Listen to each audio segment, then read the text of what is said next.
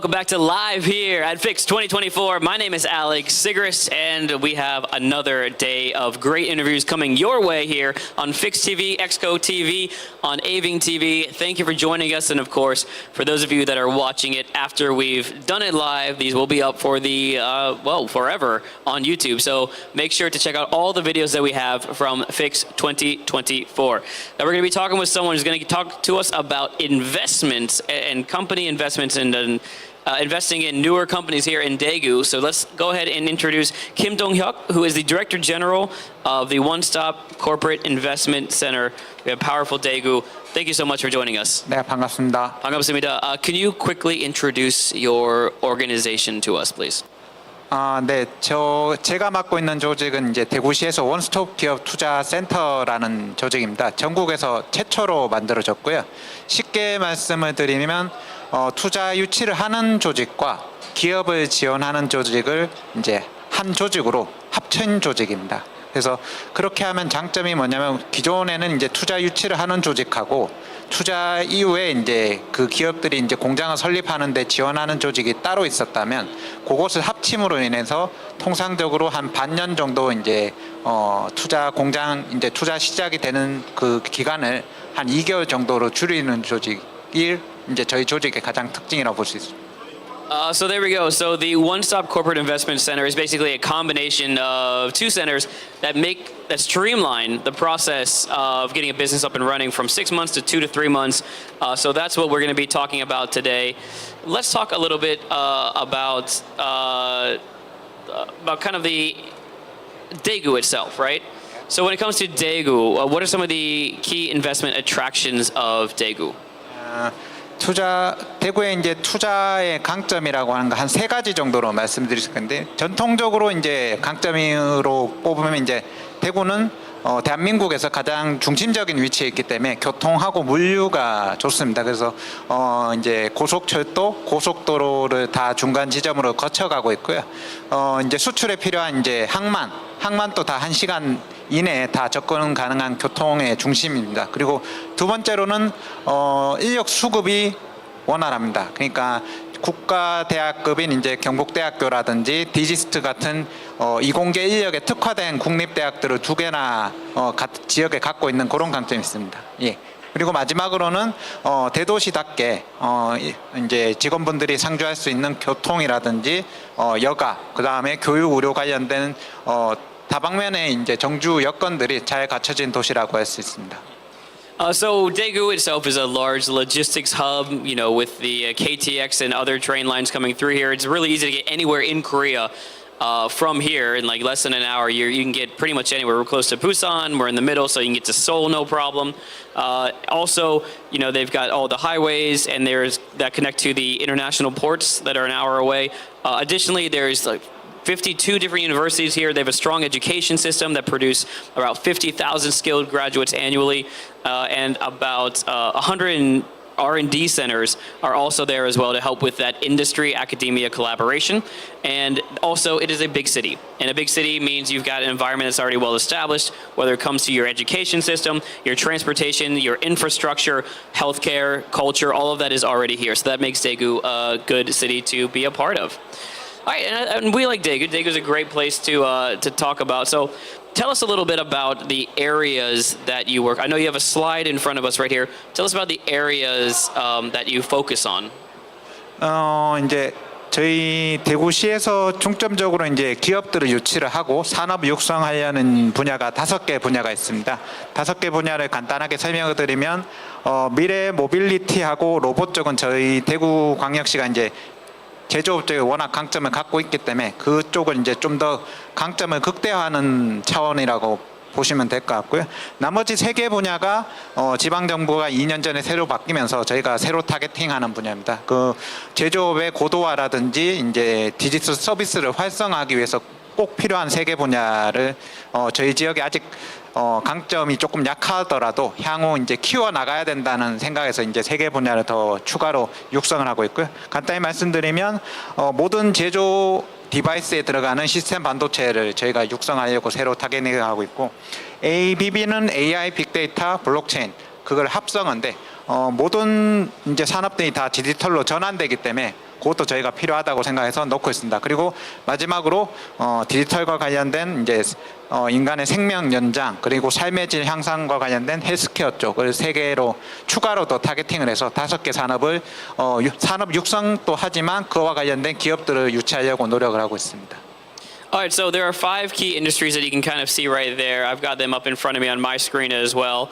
But those industries include future mobility, robotics, semiconductors, Airbnb, which is AI, big data, and blockchain, as well as digital healthcare. The 2 big ones they have are future mobility and robotics, and I think we see that a lot in our fair in Fix 2024 as well. You can see that, but they're also starting to focus on those other 3 systems that we mentioned earlier, surrounding the semiconductor industry, surrounding ABB, as well as digital healthcare. Now you have another slide in front. Can you explain this to us right here? What is this? 강점을 말할 게 너무 마지막 세 번째 저희 대구의 투자 강점은 대구광역시가 이제 기회발전 특구 지역으로 지정되어 있다는 겁니다. 그 기회발전 특구를 간단하게 설명을 드리면 이제 대구 지역으로 이전을 해서 투자를 하거나 이제 지역에 대구에 있는 기업이더라도 더 크게 투자를 하실 경우에는 기업들에게 파격적인 세금 감면을 해주는 제도입니다. 요거는 이제 전국에서 다 해당되는 지역은 아니고 전국의 17개 지방정부 중에 6개 지방정부만 혜택을 받을 수 있도록 현재 지정이 되어 있기 때문에 마지막으로 다른 도시와 다르게 대구가 가지고 있는 강점이라고 생각합니다. And another is, of course, the financial benefits that come with Daegu. Now, I don't understand all the details behind it, but he did explain earlier. They do provide that financial support. One of the 6 areas in Korea that's able to offer that extra support, whether it's tax or other financial benefits as well. Okay, so next question. Let's move on to what we have over here. So, what is the opportunity development zone? Can we talk about that next? 어디지? 저희 일단은 주요 투자 사례에 대한 얘기 좀 부탁드립니다. 앞서 말씀드렸던 강점을 바탕으로 대구시는 이제 지방정부 이제가 새로 시작하는 2년 동안 하나로 한 9조 원 이상의 투자 유치 MOU 성과를 거뒀습니다. 그래서 37개사가 투자 유치를 약속을 해주셨고요. 그 중에서 다 말씀드리긴 너무 많고 이제 큰 대표 사례로 말씀을 드리면 LNF라는 회사가 있습니다. LNF 같은 경우는 전기차의 안에 있는 2차 전지 배터리에 들어가는 핵심 소재인 이제 양극재라는 소재가 있는데 그 관련해서 국내에서 거의 탑 업체고요. 대구에만 거의 2조 원 이상의 투자를 하겠다고 확약을 했습니다. 그리고 두 번째는 슬라이드에 보면 이제 SK CNC라고 해서 SK그룹에서 대구 지역에 AI 데이터 센터를 짓겠다고 처음으로 이제 발표를 했습니다. 그래서 AI 데이터 센터는 지금 뭐 GPT라든지 이런 거에 관련된 이제 AI 연산에 특화된 데이터 센터고요. 그런 쪽으로 관련해서 보통은 이제 AI 데이터 센터는 이제 서울 쪽 수도권에 많이 짓는데 그쪽 이후에는 처음으로 대구에서 한 8천억 규모로 데이터 센터를 짓겠다고 발표를 했습니다. 그리고 슬라이드에는 없는데 이제 차량용 반도체 기업인 텔레칩스라는 기업이 있습니다. 국내에서는 1위 기업인데 그 기업이 이제 서울을 벗어나서는 처음으로 대구에 투자를 연구소를 짓겠다고 했는 게 대표적인 사례라고 할 수 있습니다. So there's a lot of opportunities or things that have come around about this. He mentioned one of the companies we actually talked about earlier, which was LNF, working with secondary batteries. We have talk about SK and some of the investments they have down here, as well as their data center that came down here as well. AI data center, very important, not just a data center as well. So there's a lot of different achievements that they've made over the last couple of years, including the 9 trillion won in Korean investment, which was double the amount of the previous 10 years from these 37 different companies. Great. So tell us about the future then. What are we expecting in the future of for your organization? 앞서 말씀드렸던 내용들의 이제 종합이라고 보면 될 것 같은데요. 대구시는 기업 투자 유치하고 산업 육성을 같이 하고 있습니다. 그래서 이제 슬라이드를 보시는 것 같지만 남부권에는 저희가 기존의 강점을 가지고 있었던 로봇하고 모빌리티 분야 쪽을 저희가 강점을 가지고 계속 기업들을 유치하고 산업들을 지원할 거고요. 그 다음에 도시의 중심부에는 ABB하고 헬스케어, 그러니까 소프트웨어 인력이라든지 의료인들이 이제 정주 여건을 중시하기 때문에 살기 좋은 곳에는 도심권에는 이런 사업들을 배치를 해서 계속 이제 기업들을 유치하고 산업을 육성할 계획입니다. So in the future, in line with their 5 future key industries, they've got the large manufacturing complexes like the National Industrial Complex in Technopolis in the Dalsong area, providing the attraction of advanced manufacturing industries, mobility, robotics, semiconductors. You have urban areas like Susong Alpha City, and the advanced medical complex as well, which is ABB, AI, big data, and blockchain as well. In the Gunui area, and the new airport as well is going to be part of their future plans that we know of. Great. Thank you so much for talking with us. Really appreciate it. Thank you. And hope to see you around again next year at Fix 2025. Bye. See you next. See you next time. Thank you. 수고하셨습니다.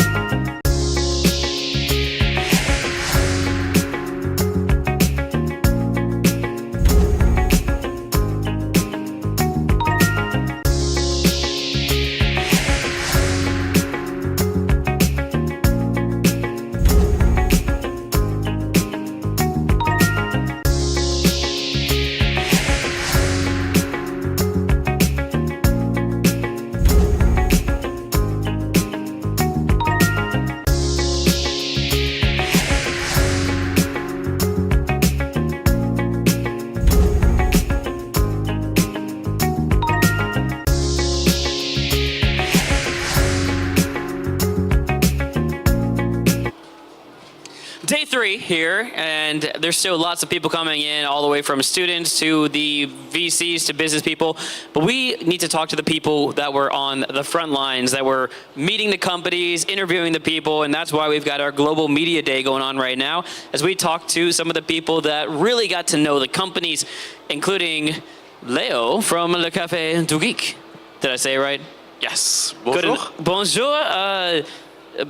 Comment allez-vous? Ça va, ça va. Yeah, ça va bien. Good, good. Okay, that's my. Yeah, we do it no in more English. French. All right, cool. How have you been? How have you been? Did you get get enough sleep last night? You've been busy.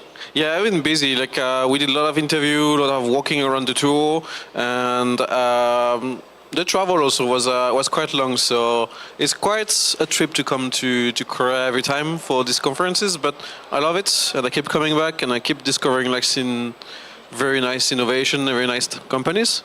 And to introduce myself again, I'm Leo from Le Café du Geek. Right there. You can see that in camera.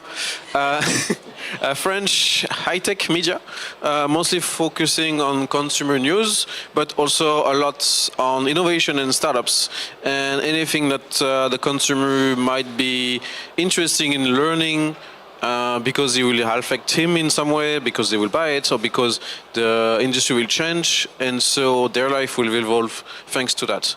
So not only what consumer can buy, but also like any innovation that will make change in their life and in the future.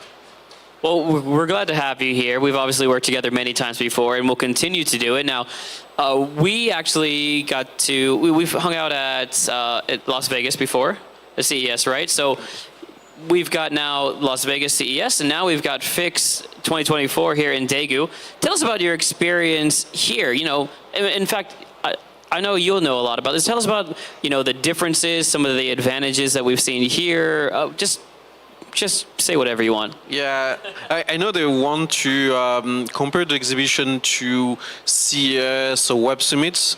In a way, I understand that they don't want to be CES, they don't want to be Web Summit, they don't want to be Mobile World Congress, but they want to be known as a major show.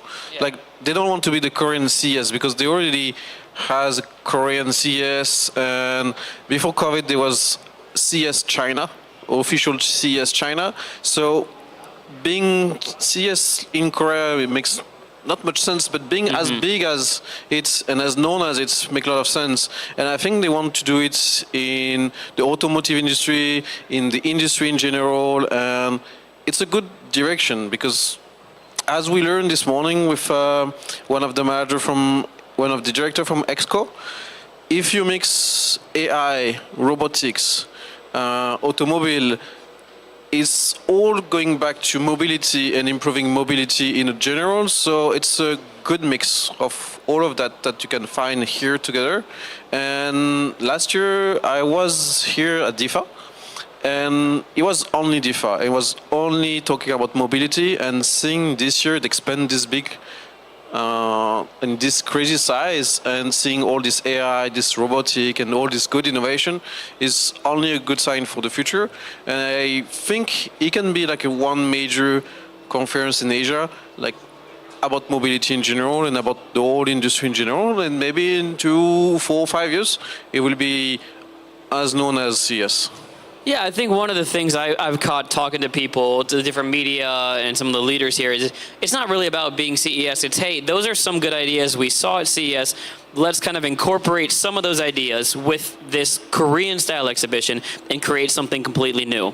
Yeah, it's true. Like, we have the normal DeFi exhibition, we have the robotic behind us with AI, but we also have like a startups in here, we have a startups in there, and like mixing like known company, like industry leader and startup, university and students is just a very good mix, and is making a good mix here, like to make this exhibition like a leader one.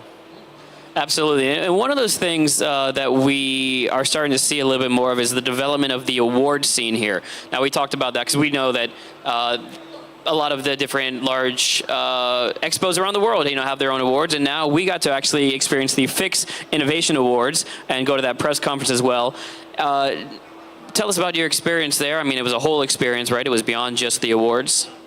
So I didn't get the chance to be part of the judge this year, but probably next year. I didn't have the time this year. I'm sorry about that. But I was at the award ceremony, and it was great to see these incredible startups pitch again in front of us, like in a very short time for us to understand what they're doing. And this company, at the same time, business that already established and startups that is working on a project that is great and is going to affect the industry in a very good way, in a very positive way, and they're bringing a lot of innovation to the market. And I'm pretty sure all these companies will have an easy time to expand globally and to share their innovation to the world.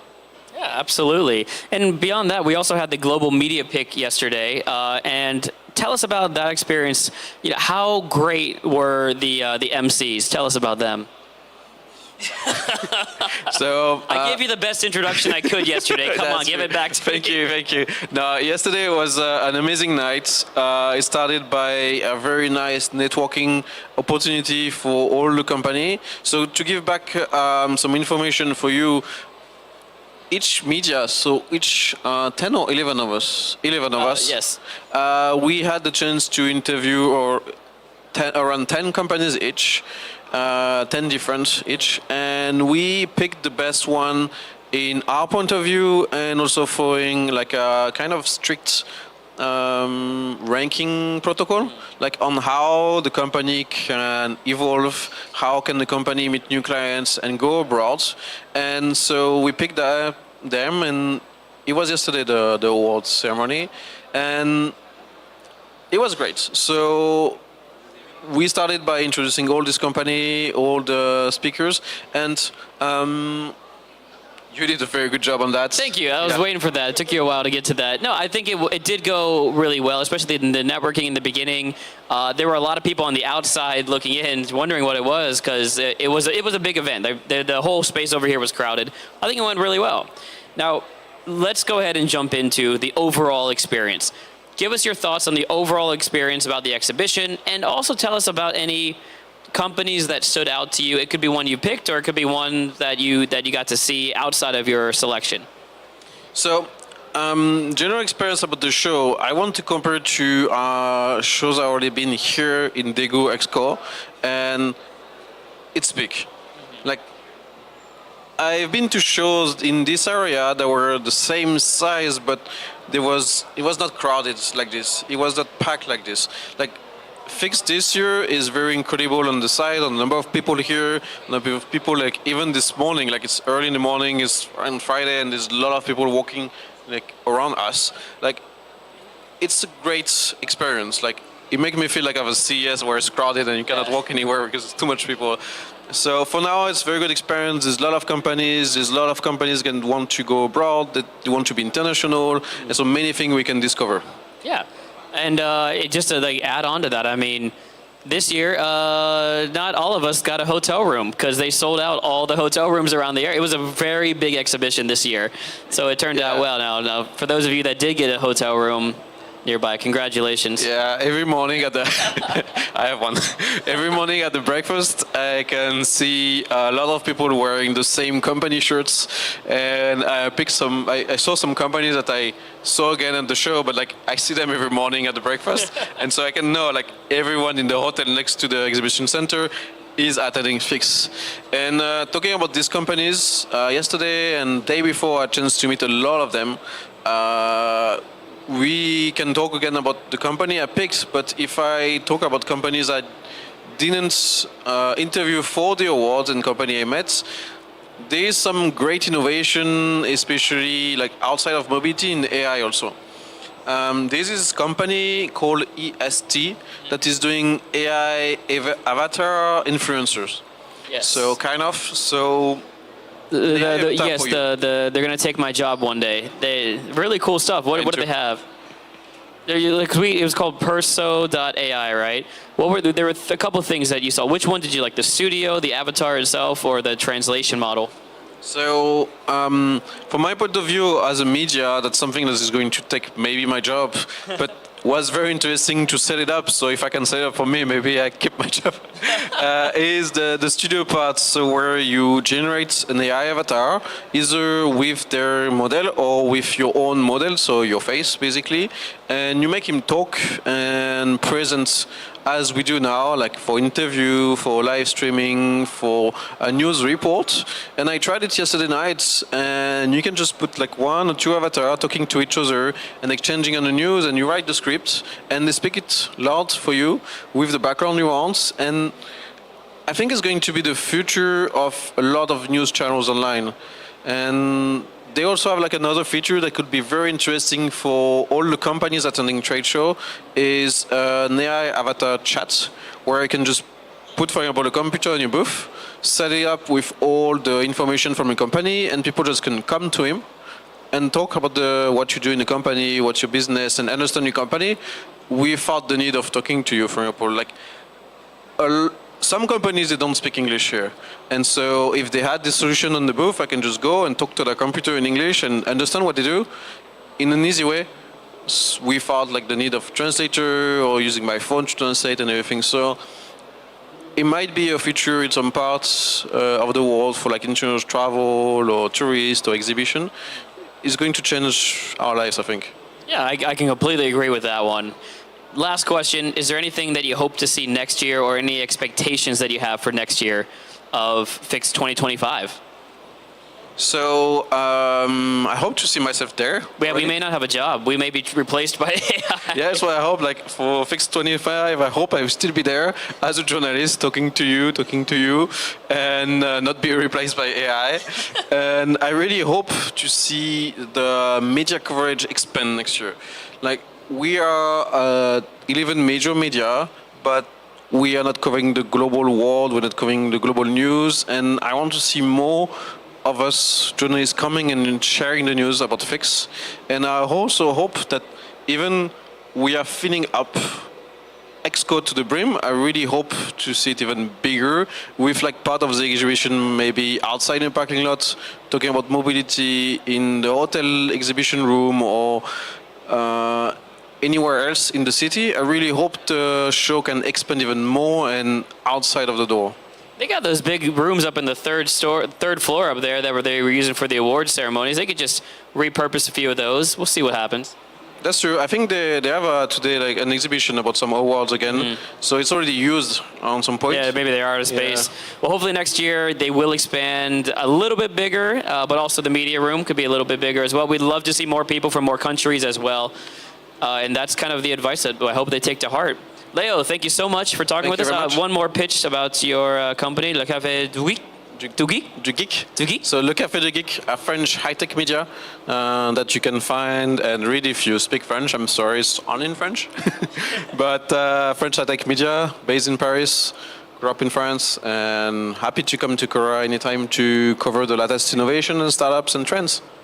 Thank you so much for talking with us. Thank you very much. That was Leo, and we'll be back to interview some more of the amazing global influencers and media personalities that are out here in just a bit. I'm Alex Sigger, Saving News. See you then.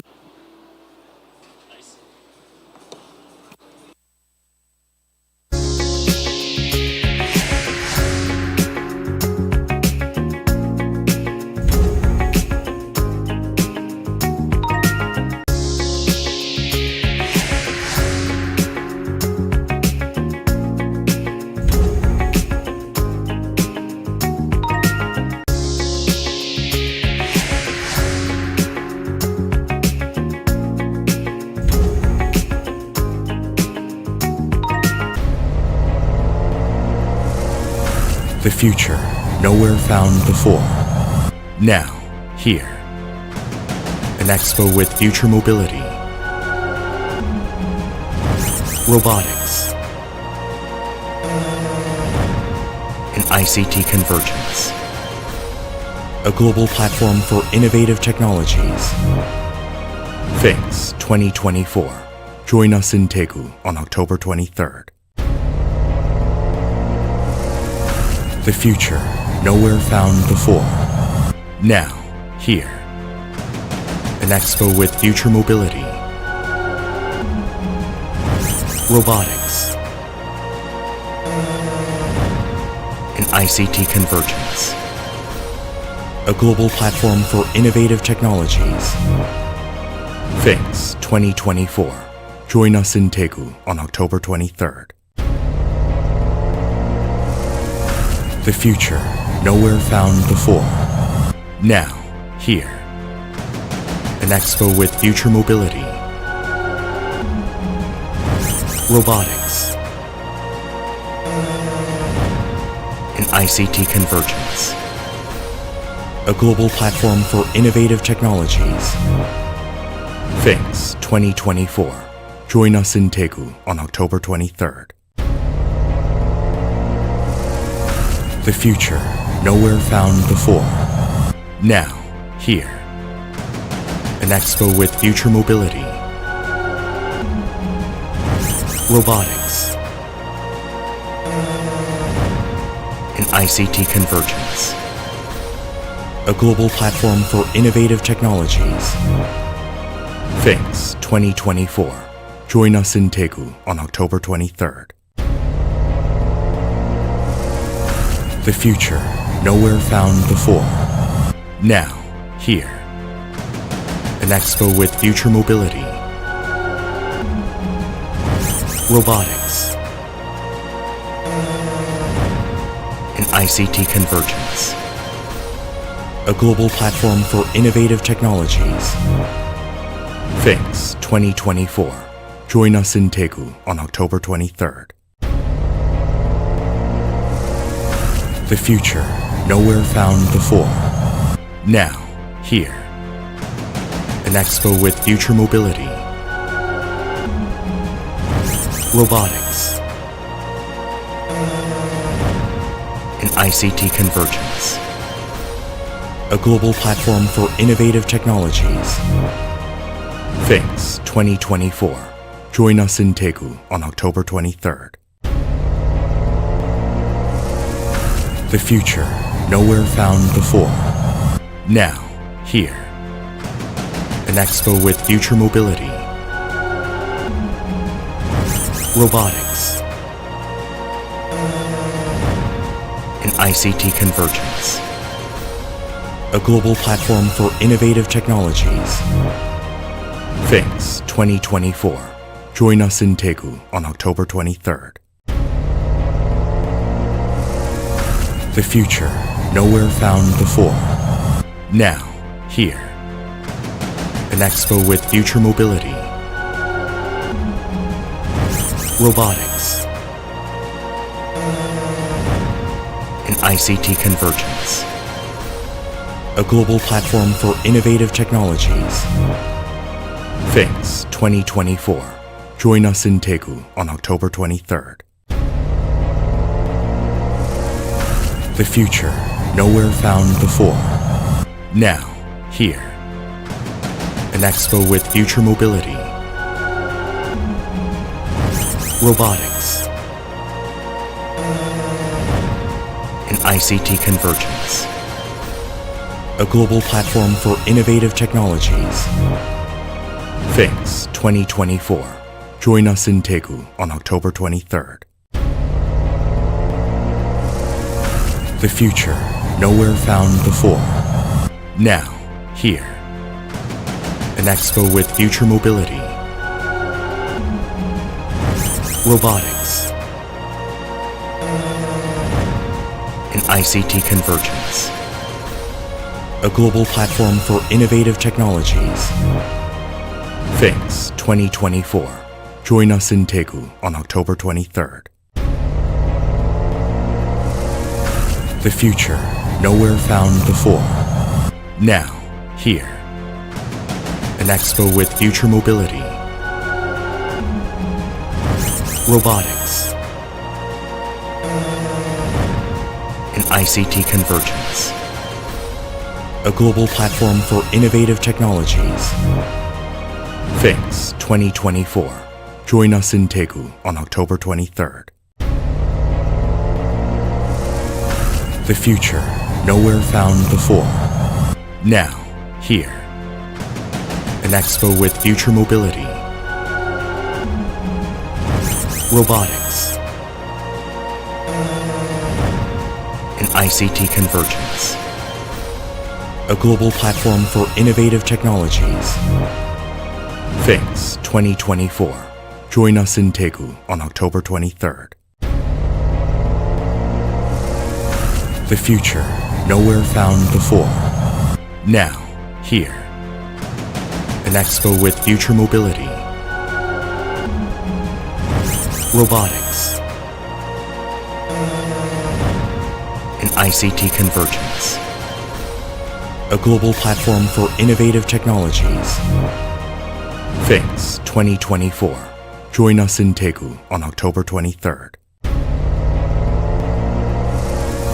The future, nowhere found before. Now, here. An expo with future mobility, robotics, and ICT convergence. A global platform for innovative technologies. FIX 2024. Join us in Daegu on October 23rd. The future, nowhere found before. Now, here. An expo with future mobility, robotics, and ICT convergence. A global platform for innovative technologies. FIX 2024. Join us in Daegu on October 23rd. The future, nowhere found before. Now, here. An expo with future mobility, robotics, and ICT convergence. A global platform for innovative technologies. FIX 2020.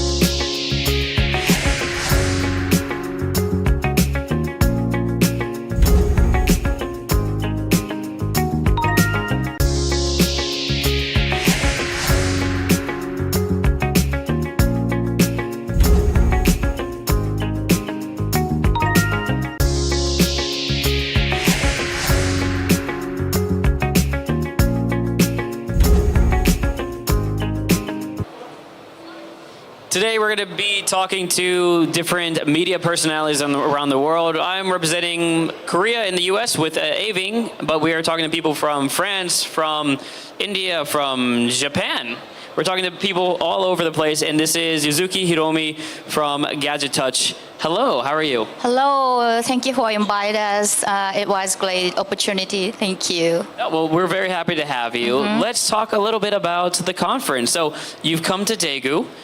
Could you introduce yourself and tell us a little bit about your media outlet? Okay, sorry, I speak Japanese, okay? And DK will be translating for us. Thank you. Okay. 私たちはガジェタッチといって、テックメディアを日本で運営しています。So we are Japanese tech media Gadget Touch. And Tell us about Gadget Touch a little bit. could you explain about it? はい、ガジェタッチは難しいテクノロジーでも簡単に皆さんに伝わるようにライブ配信や YouTube などを中心に届けています。So the Gadget Touch explains difficult technologies through media, through YouTube channel and tech podcasts.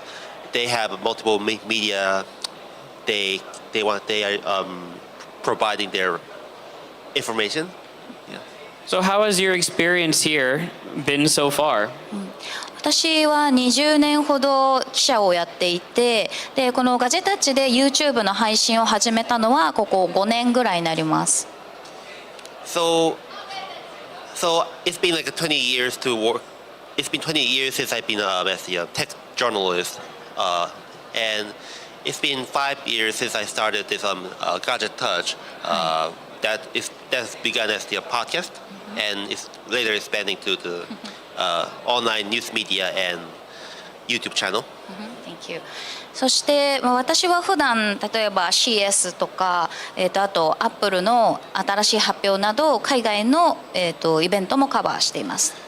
We usually cover huge tech conferences like the CES and And Apple and app and events hosted by Apple, and that's yeah. So they cover huge events like Apple events and CES. Great. Okay, let's talk about the awards. So the Fix Awards were on Tuesday, right? We got to see the Innovation Awards, and it was a press conference for the companies that won the top innovation awards. So how was it? What were your thoughts on that? フィックスアワード。フィックスアワードについて、まず非常に大きな会場でのアワードで素晴らしかったです。So we were surprised by the innovation award taking place in such a huge event hall. はい、メディア向けのブリーフィングがあったんですが、それぞれ本当にこうグローバル市場にすぐ出ていけるような素晴らしいその開発者の情熱と、あと製品があるなと感じました。So the conference reminded me the passion and the willingness of the companies who wants to expand their reach to beyond Korea to the world. で中でもやっぱりその社会への課題を解決するような商品、マーケットに向いた商品というのは特にこれからの将来性、未来に向けていい製品なのではないかなと思います。So I think that they definitely have a potential to resolve the problem inside the society. Great. Okay, so we also had yesterday the Global Media Pick Awards. And how was that experience? Tell us about the companies you selected. 7つの企業を、ブースをすべて回って取材をさせてもらったんですが、開発者の方と直接お話しすることができたので、やっぱりフェイストゥフェイスの取材は非常に大事だなと思いました。So we toured 7 companies in this show floor, and we were able to discover their technologies and talk to the developers of them on site. That was a big advantage. そして直接話している中で開発者の思いとか、そのいろいろな市場に向けての戦略、そういったものを聞けたのは非常に良かったと思います。And we are also glad from them that they were able to share their thoughts about their technology and what's their plan from now on. で中でも私たちがトップ3の一つに挙げた A プラスアークという会社については非常にペット市場という巨大なマーケットに対してのアプローチで、そしてすごくユニークな商品だったので私たちはそれを高く評価しています。So among companies we examined, there's a company called A プラスアーク。A plus Out. If they developed a product that targeted for the pet industry, pet care industry, we were impressed by the technology and its potential in the market. はい、すごく高く評価しましたし、Aviation という会社に関しては自社工場で製品を作ることによってコストパフォーマンスを上げるという努力が素晴らしいと思いました。So, and the next company we chose is Aviation, which had its own production line to reduce the cost of production, which we found innovative. そしてブレッシングという会社に関しては医師のその作業を減らすというだけではなくて非常に均一化された作業をタブレットにやらせるということによって結果が良くなるというのが素晴らしいと思いました。And the last one is a technology by breathing that reduces the time for doctors to diagnose. Evaluate what disease they have, and their technology has the ability to complete assist the diagnosis with medical diagnosis through tablet device. Great, thank you. Okay, one last question here. What are your thoughts on the exhibition overall? And besides the companies, not the global media pick companies, were there other companies you met? So thoughts on the exhibition, and were there any other companies as well? 展示会全体についてそうですこの3つ審査した企業の他にも、なんかこの気になったこのショーで気になった部分とか、なんか感想とか、そしてこの企業はいいなと思った。Yeah, exactly. That's exactly it. Another that. company. Yeah, sure. Okay. そうですね。すごく小さなスタートアップであっても、その自分たちのアイデアを形にしようとしているところがすごく大きかったっていうことと、あとには例えばそのヒョンデのような大きい会社っていうのもあったんですけど、テグ市でこのCS とかでも展示をしていることはあるけれども、このテグ市ですごく近くでいろいろなものが見られたのが良かったと思います。Yeah. So we were impressed by the small startups being able to express their ideology despite having small size in their company size. They were able to present their vision clearly to visitors of this show. And in the meantime, there are also big names from Korea in the world. They typically exhibit in such a big conference like CES, but we were glad to see those big companies to exhibit here in Daegu also. Yeah. and show their products and technologies to the visitors, local visitors. Well, thank you so much for bringing out your company here to not only talk to all the companies out there, but also to talk with us and have a really global experience. Thank you for your time. Thank you. Thank you so much. Thank you so much. 감사합니다. ありがとうございます。ありがとうございました。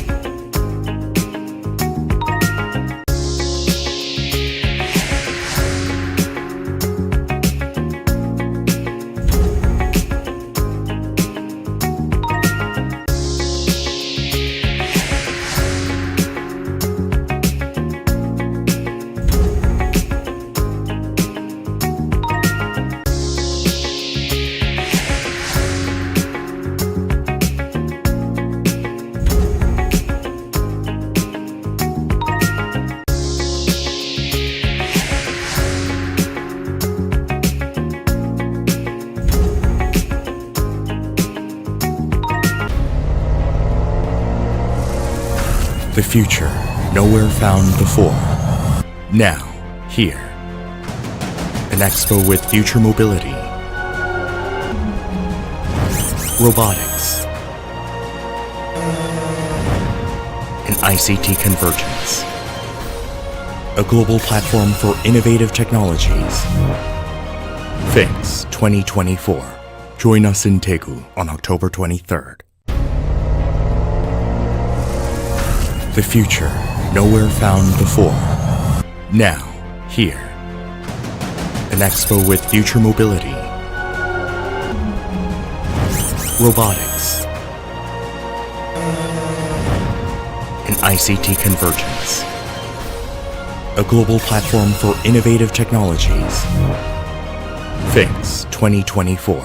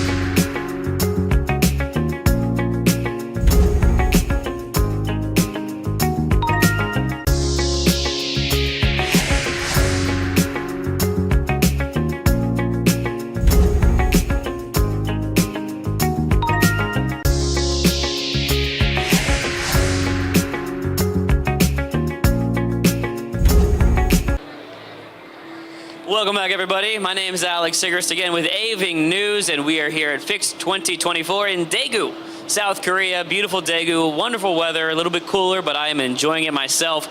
Lots of people still moving around here in the exhibition rooms, going from east to west hall, and conferences going on. There's still plenty to do, but it's our third day here, so I want to continue talking to some of the global media influencers and personalities that are out here, because they're the ones who got to talk directly with some of these companies and have a really good, keen eye for what's going on. So we're going to talk to Dipanshu from ET Auto. Thank you for joining us. Thank you, Alex, for having me at FIX 2024, and it's a lovely day, a lovely exhibition. A lot of exciting startups, a lot of exciting companies displaying their technologies, and I must say it's a very exciting experience for me. Well, good, absolutely. Well, can you quickly introduce yourself and your media corporation company to us? So I'm Dipanshu. I'm from India, working for the India's largest automotive publication, Economic Times Auto.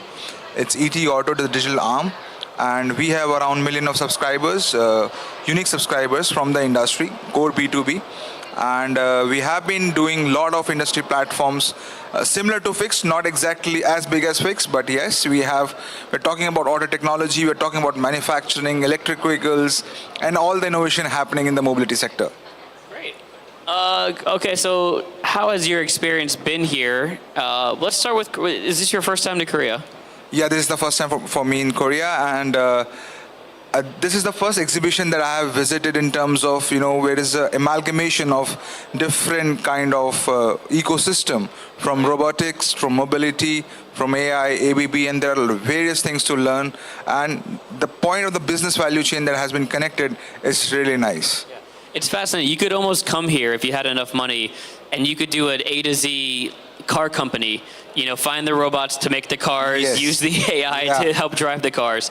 Yeah, so you can have your concept and design in your head, and you come into the exhibition and you can pick up suppliers and I need that partners, company, I want that company, yeah. not that one, yes. Yes, so that's the way it is. We can get the car manufactured out of it.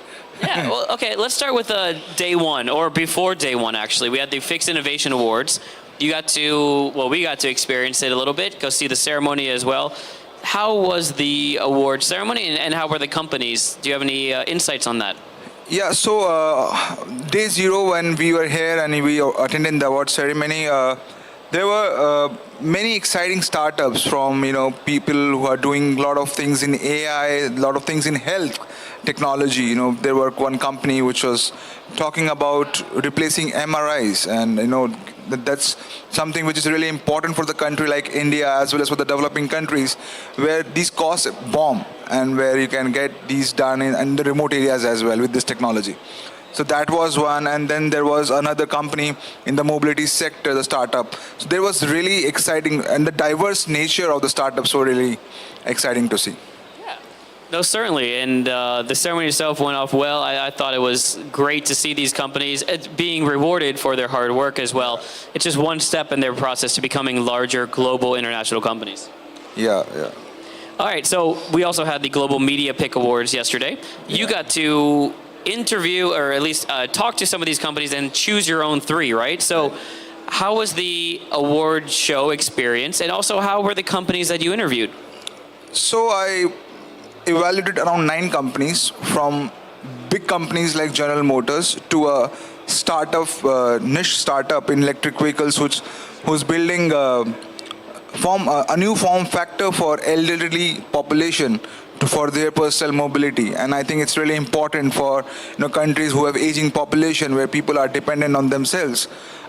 So there are 9 companies. Out of that, there are a few companies who are working extensively in the new technology like autonomous. There was one company, AutoAL, and they were really working hard in terms of bringing that innovation. Then there was one interesting company, AutoPro X, that was Mayton's product, and that particular company was giving the software for old cars. So nowadays you get all these fancy stuff, Apple CarPlay and Android Auto in the new cars. But what happens to the old cars? How do they use that technology? So there was one thing which I found exciting. So there were a few companies, and then there was one company on circuit board, which are working with Apple, Samsung, and then one company on the batteries. And it was so exciting, so diverse to visit. And even I visited the Robo Show, and it was fantastic to learn how things are panning out for us as humans. Yeah, it's amazing to see kind of how life will change based on some of the technologies we're seeing here. Some of the ones that have been implemented and some of the ones that have not been implemented yet are still in testing phases. So it is really exciting. I feel you on that one. So let's go back to the overall exhibition. Is there anything else you can tell us about how the exhibition has gone or other companies that you saw that were fascinating? Yeah, as everyone is saying, FIX 2024 is the Korean CES, and I feel the same. The combination, the curation of partners, exhibitors are very unique. What more I could want to see here would be the mobile technology, where consumer technology can come up together, right? We are talking about mobility, we're talking about robots, we are talking about AI and ABB, but something on the consumer technology where we can talk about mobile phones and all. Yeah. I'm with you on that one from start to finish, and especially the CES comparison is apt, but it's also amazing how it's kind of defining. It's its own species. It's not becoming CES. Yes. It's kind of leveling the playing field a little bit. Yeah, and I think it's a bit different from CES because in CES it's more about the consumer electronics, consumer goods, but here it's more about industry. It's more about how South Korean industry can come up and bring more jobs, innovate in different sectors like robots, mobility and all, so that they come together and bring innovation to the global level. Last question, anything you're excited for next year? Do you see any of these trends that are going to pick up quickly or anything, any particular industry you're excited to see change over the next year? So I believe Industrial Revolution 4.0 is happening, and so does I could see in the Robo Show, where there are different robots doing different kind of work. There was one interesting robo that I would like to mention. There was a robo who was doing patrolling for the inside premise, who could check your temperature, check if there is anything suspicious on your human body. He can evaluate. So that's quite interesting to learn. Apart from that, there were a lot of robots who were working in the manufacturing plants, who can go give the one part to other assembly line. It's very interesting. I think manufacturing sector and technology is the thing that I'm looking forward to learn from FIX 2025. For sure. Thank you so much for talking with us. Really appreciate it, and I look forward to seeing you next year as well. Thank you so much. Thank you.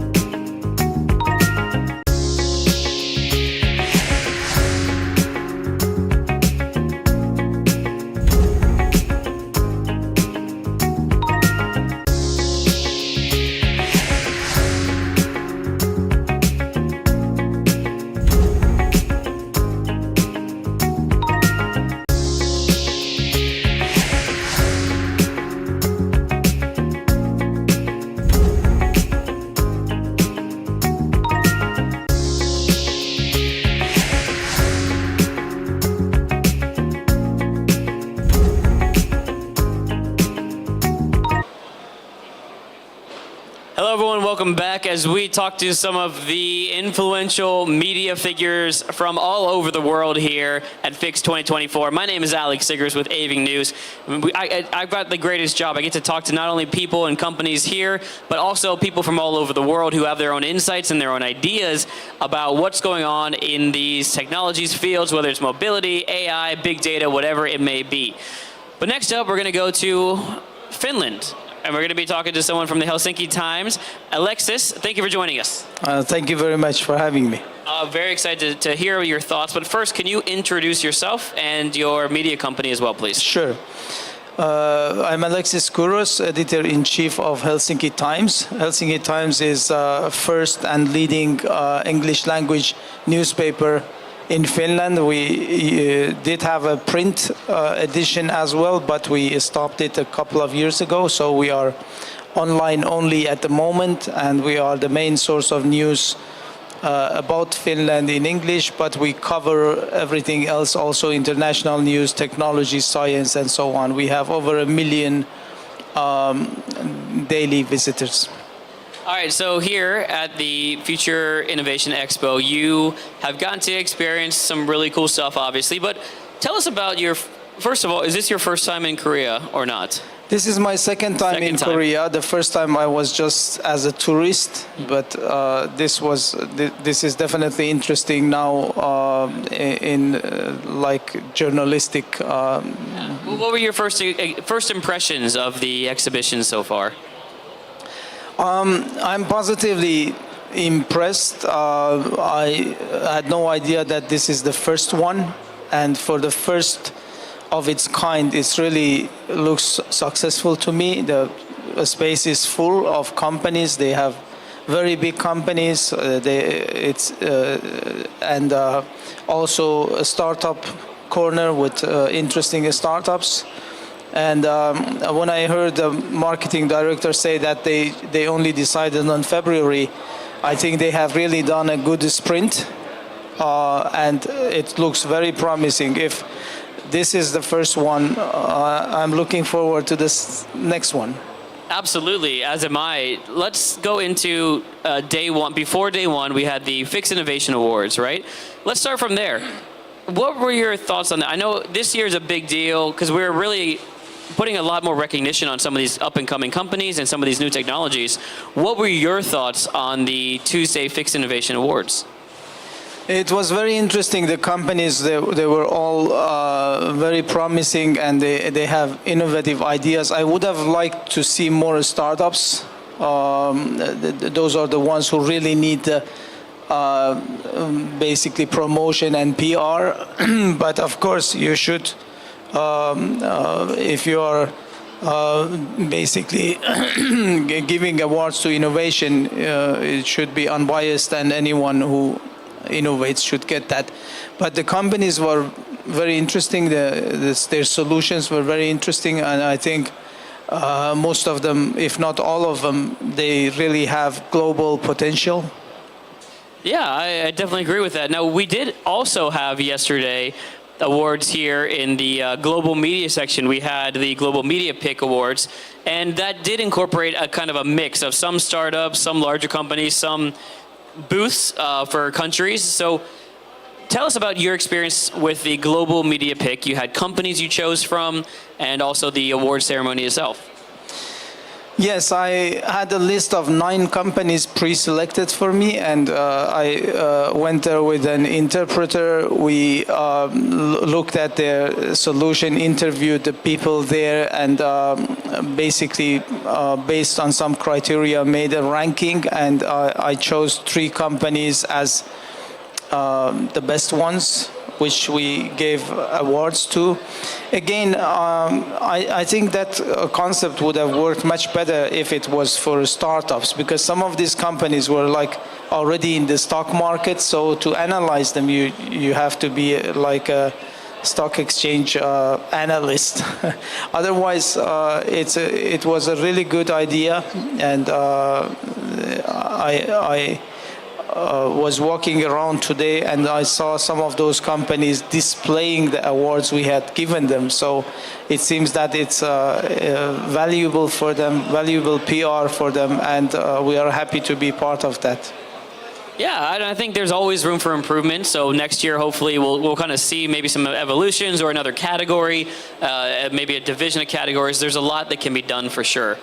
Definitely, and once again, I mean that this evaluation and scoring media, I would exclude everyone else except the startups, because those are the ones that really fit that valuation thing, especially like I wouldn't have included the country boots. Oh, yeah. They can have their own category next time, too. Okay, let's talk about the overall experience you've had so far. Anything stand out? Any companies that you weren't a judge for? Were there other companies? Was there another segment? Give me just an overall experience of the 3 days here at FIX 2024.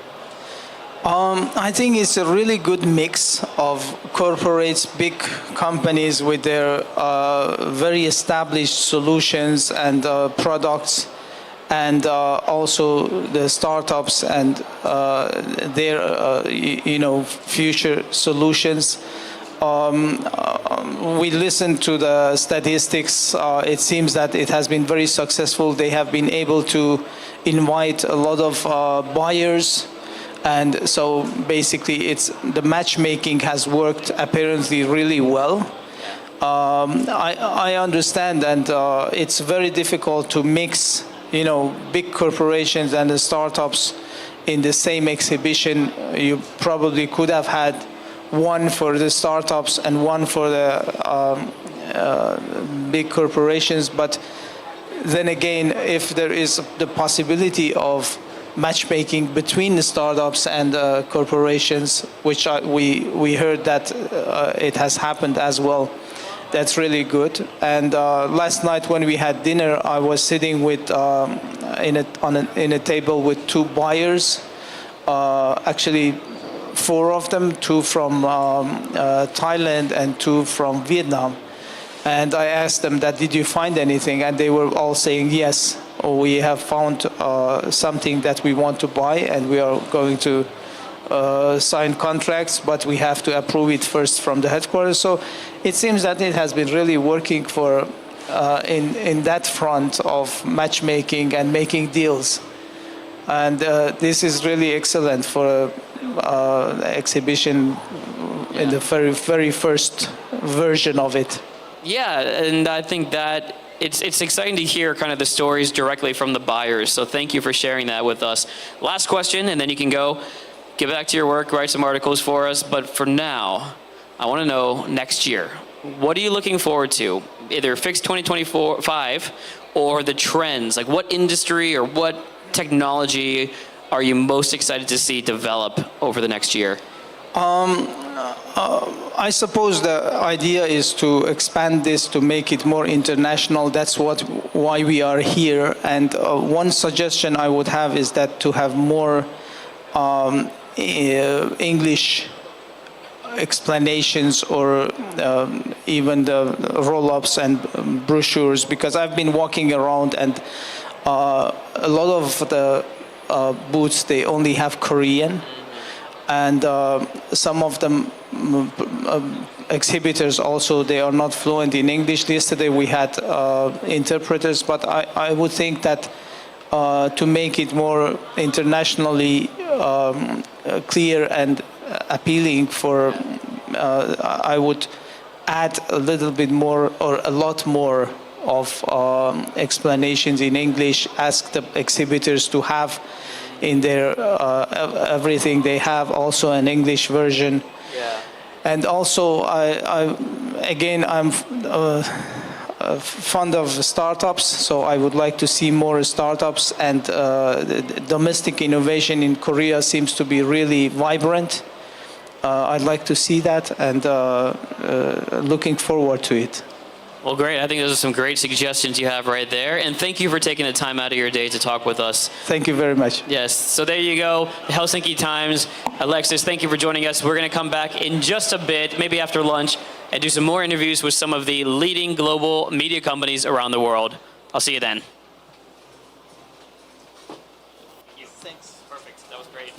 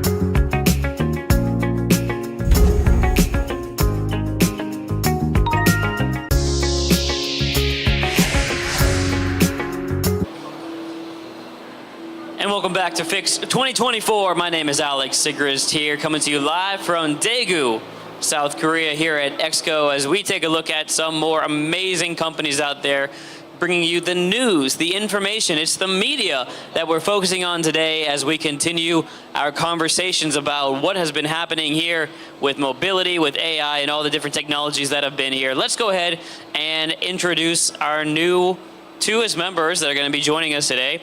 We have Sina and China Byte. Thank you for joining us. Can you quickly introduce yourself, introduce your companies, please? Yes, thank you. 大家好，我来自中国的新浪网。新浪网是中国最大的新闻媒体之一。它包括了 IT、科技等众多的一些新闻内容，在中国有着广泛的用户基础。Hi, I'm Simon. I will translate for Zhang Wang and Dongfang Chen. And so Simon is from China, from Sina Media, is one of the largest news media platform in China, and they cover news across various fields, including technology and AI, and they have a wide user base in China. Okay, and next, China Byte. 안녕하세요. Hi everyone. My name is Chen Dongfang. I'm working at China Byte. And 比特网是中国第一家 ICT 科技媒体，我们创建于1997年初，致力于让科技成为一种生活方式。比特网见证了中国 ICT 产业的发展。谢谢。So China Bytes is one of China's leading ICT media.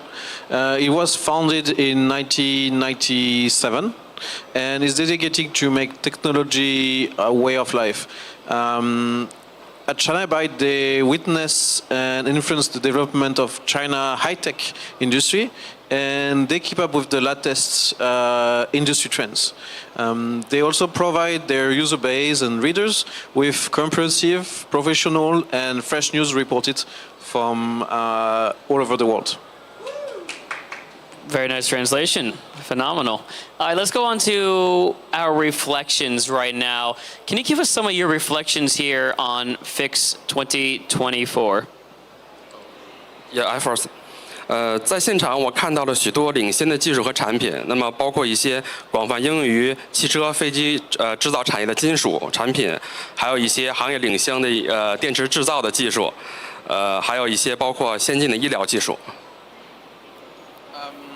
So at Fix here, I saw many technology and many products from many various companies and startups. One example I want to share is a lot of metal product widely used is automobile industry, airplane and other manufacturing fields. He also met a lot of industry-leading battery material manufacturer. And also a lot of innovation in medical technology. 这也让我看到了很多韩国公司快速成长的脚步，为行业带来了更加优秀的产品和技术。This has shown him the rapid growth of many Korean companies, bringing even better innovative technology to the industry.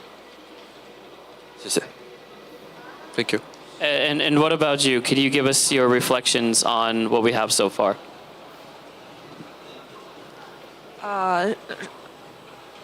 非常高兴能够来到大邱，这是我第一次来到大邱。That's my first time to come here in Daegu. 首先呢，大邱能够举办这么大规模这样一个国际化的展会，我觉得非常的惊讶啊。那么在这次展会上看到了这个世界很多国家的不同的面孔然后在中国的话只有1、2线城市我们才能举办这么大规模的展会，像北京啊、上海啊、深圳啊这些。She was very impressed by this exhibition here in Daegu. You should say it in English, but it's not the first time. It's the first time for her to come in Korea, especially in Daegu, this show. And she witnessed a lot of international people at the exhibition from different countries, from Asia and also Europe and America. And in China, only the top tier cities are hosting events like this, like Beijing, Shanghai, or Shenzhen. And she was very impressed in Daegu.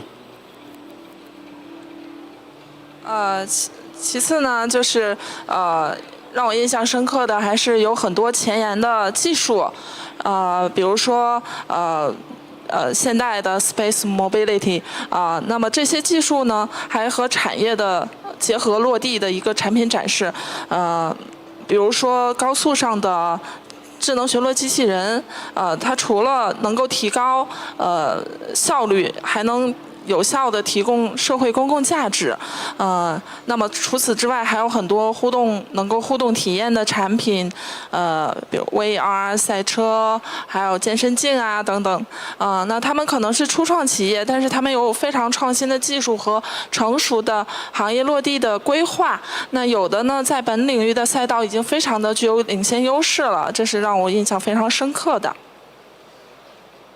Okay, she was very impressed with all the technology you can find here at FIX, especially with Hyundai Space Mobility and how all this industry are mixing together to use this technology. For example, she saw intelligent robots that is patrolling on the highway. It's reducing casualty, improving efficiency of the emergency if something happened on the highway. There was also a lot of interactive experience product. There's VR, there were racing car, and also outside like a demonstration, and many also fitness product that you can try and see around the show. They may be startups, but they have very innovative technology, and they have strong plan to lead the industry and impact Korea and many other countries globally. And they already have a leading edge in their field, and the show is only helping them to grow. Yeah, thank you so much for those reflections on FIX 2024. Let's do a quick sidestep here and talk a little bit about China. Let's learn something about China's industry. Can you give us a little bit of background on the industry and how it compares to Korea? A little bit of industry, China's science and technology industry. Jungmung? Why don't you start?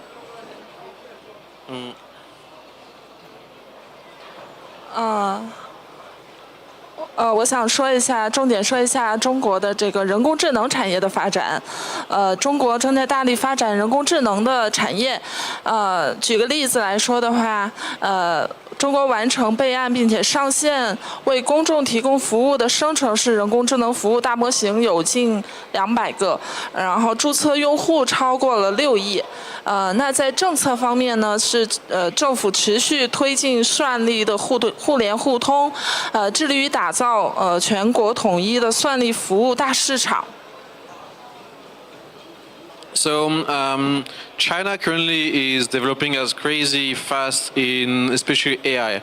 They have more than 200 big model of generative AI services currently, and most of them are already online, and they provide service to local markets especially. And they have more than 600 million people registered to this service about AI. Around policy, in China, they are continuing to promote arithmetic interconnection and interoperability between the different services to create a nationwide service, because it's such a huge market. 那么在汽车的领域呢，在进入到2024年以后，智能汽车的智驾的关键词从BEV transformer 来到了端到端的技术的应用，那么高级智驾正在加速进入市场，在用户购车决策中的权重也在快速的提升。So starting this year, 2024, the EV market in China has been growing exponentially. Also know that in France we have a lot of EV car from China, and some company have worked a lot on autonomous driving, like a BEV or transformer, and the application to this technology has really accelerated recently, and the competitiveness of all this service around AI and self-driving is changing the landscape. So there is a big need in China and a big market for intelligent driving car, and is going also to grow a lot in the near future in China and abroad. 最后一点我想分享的是，关于数据要素产业。那么今年年初呢，中国成立了国家数据局，提出了数据要素的一个行动计划，数据资源的共享共用，扩大公共数据资源的供给，而且国家数据局将会同很多的气象、交通等有关部门深入的谋划数据开发的应用工作并且呢因为以前很多企业不知道有什么公共数据数据在哪儿怎么获得，那么国家公共数据局呢将会畅通这个数据获取的渠道并且提供一些企业的优惠政策。So this year, 2024, the National Data Bureau was established, and they have a 3-year action plan named Data Element X, and about sharing data resources between the different projects. The goal is to expand the supply of public data resources, and this bureau is working with relevant departments in plan to help the development and usage of all this public data.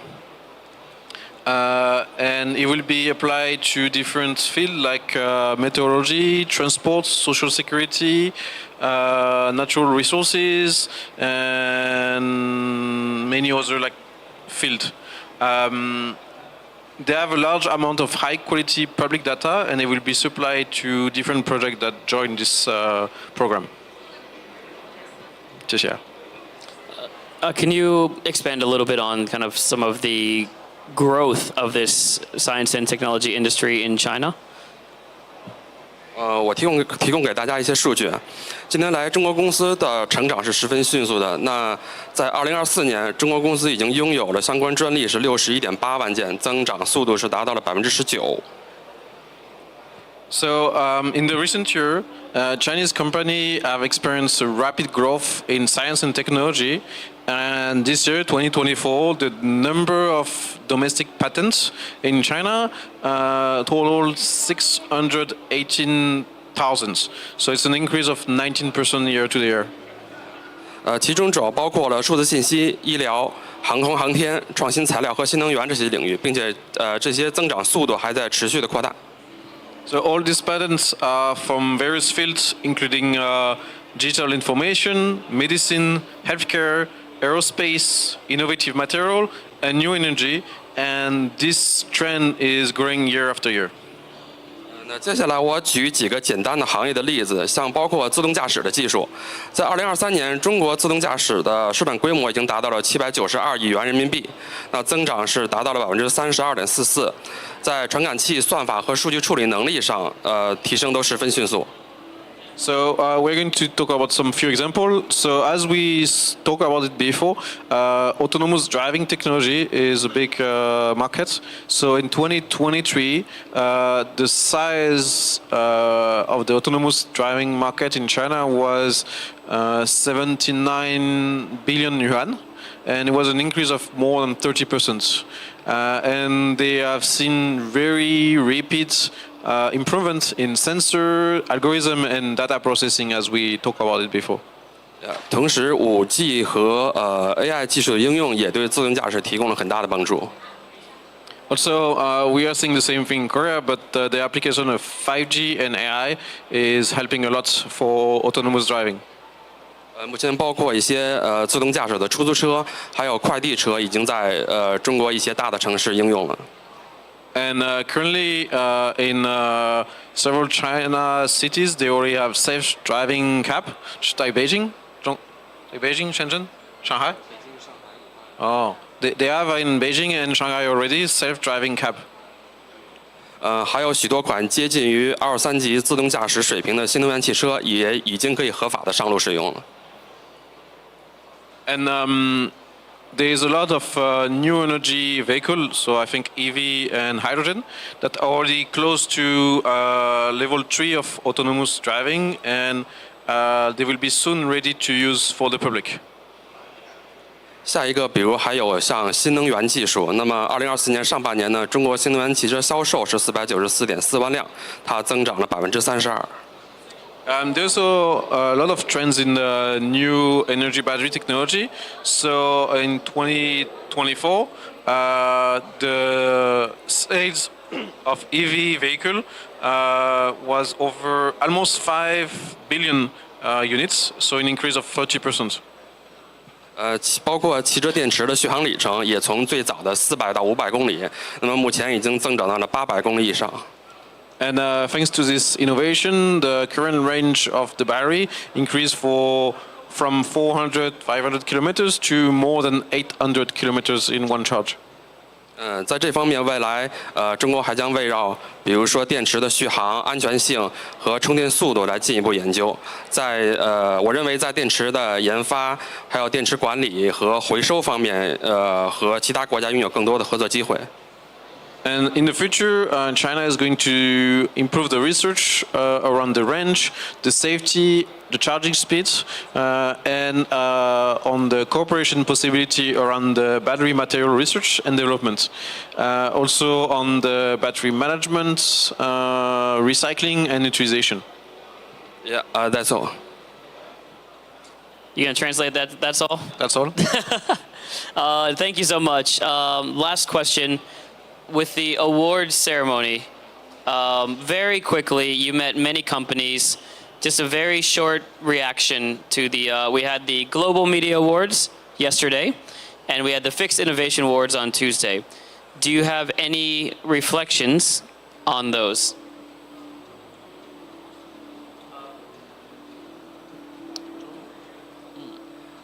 经过了昨天颁奖，我觉得我在现场看到了非常多优秀的产品和技术。那么也希望这些产品和技术能够应用到更多的领域和有更多的合作机会。So yesterday at the Media Awards, he saw a lot of industry-leading products and technology, and I think it's really great potential for future development in Korea and also abroad. Okay, do you have anything to add?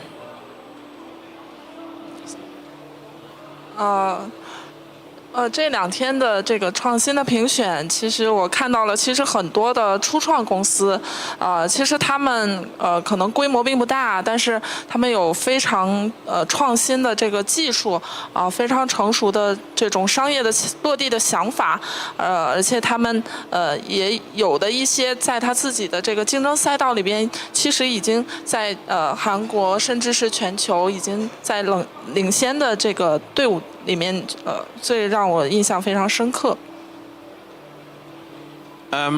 So the company we interviewed yesterday, they may be startups and some of them are like growing company, but they have very innovative technology and mature plan to join the industry, lead the industry, and some of them already have leading edge in their field secrets, and even if for now they are only in Korea, they plan to expand in the future abroad, maybe in China. Thank you so much for talking with us. Really appreciate your reflections as well as a little bit of the background of the current state of the industry in China. Thank you again, and good luck for the rest of the week. Thank you. 감사합니다. Thank you. Thank you, everyone, and we'll see you in just a bit with our next interviews. Goodbye. Bye. Bye-bye.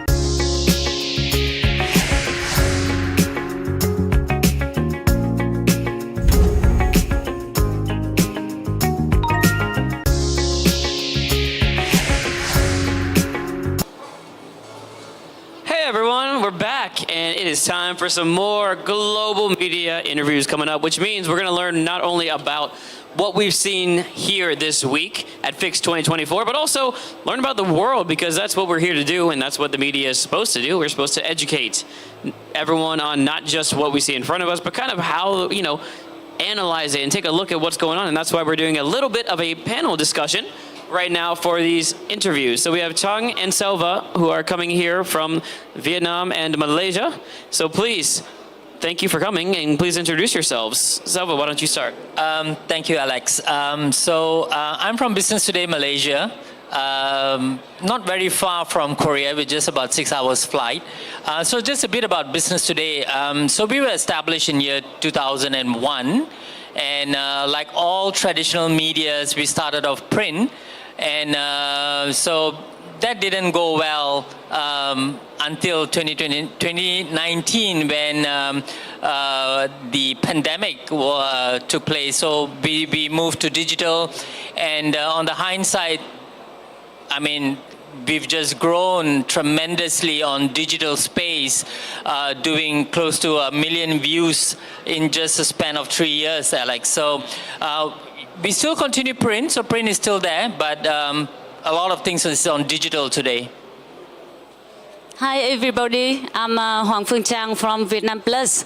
Vietnam Plus is an online newspaper under Vietnam News Agency, with multilingual content available in Vietnamese, English, French, Spanish, and Chinese.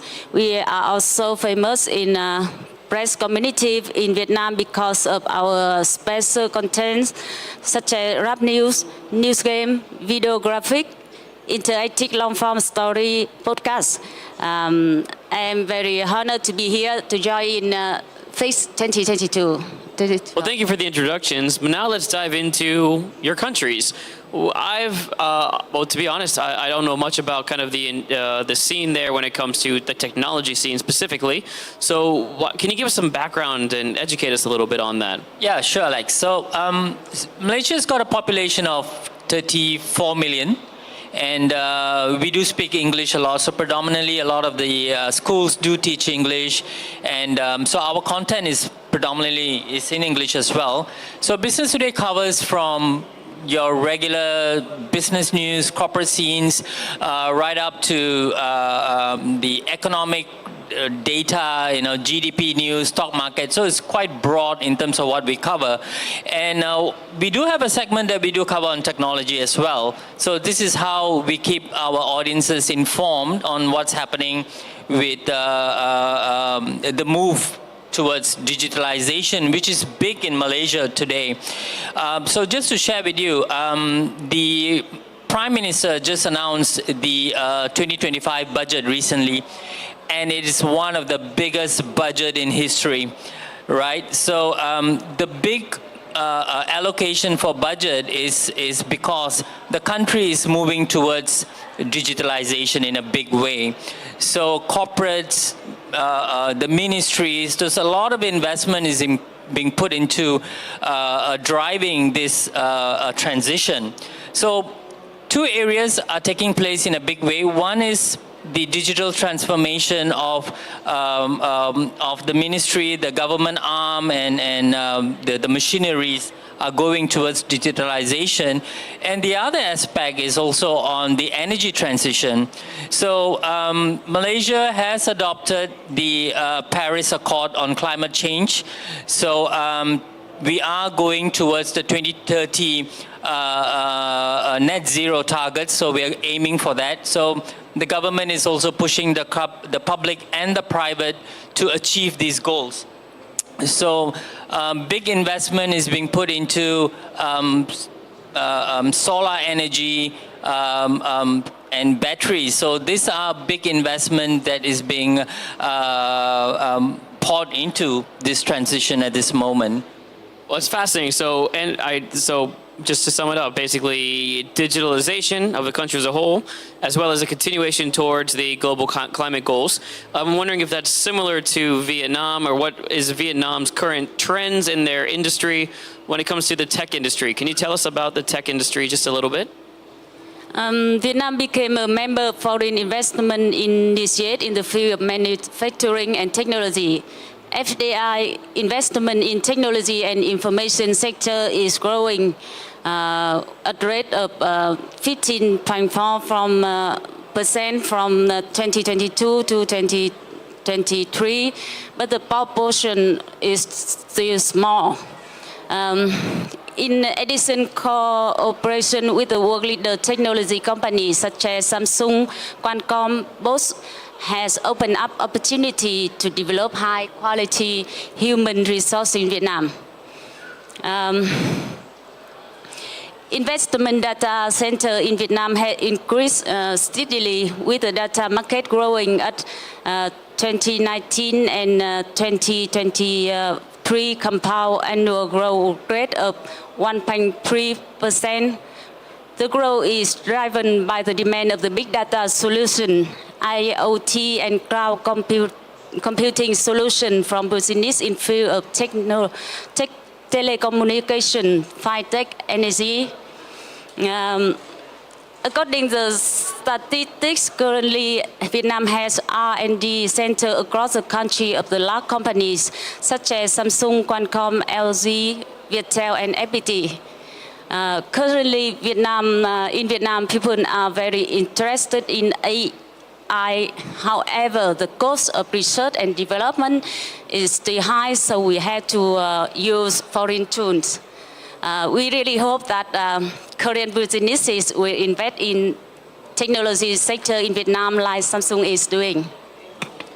Yeah, I'm glad you mentioned that because I always forget, but Korea and Vietnam have such a very tight relationship when it comes to partnerships. Samsung, LG, very much a part of the partnerships between the two countries. So it's always interesting to see what brings those two countries together. But now we are here though, so we've got Malaysia. Well, we haven't brought Malaysia. You are representing Malaysia and Vietnam, and I kind of want to know, what are your first impressions of FIX 2024, and if you can, relate it to your own industry, your own technology, at your own country. Yeah, Alex. So I just want to touch a bit more on about what Malaysia is looking into, and what are some of the progressive areas they are actually investing in. So I'm not sure whether you are aware, but Malaysia is one of the biggest semiconductor hubs in the world. I think we are in number 5th or number 6, but we are aiming to push it up to become the number 4th. So you have big, Intel is in Malaysia building semiconductor components. We have a lot of American brands in there as well, and including Japan and also Taiwan. So component business is big for Malaysia.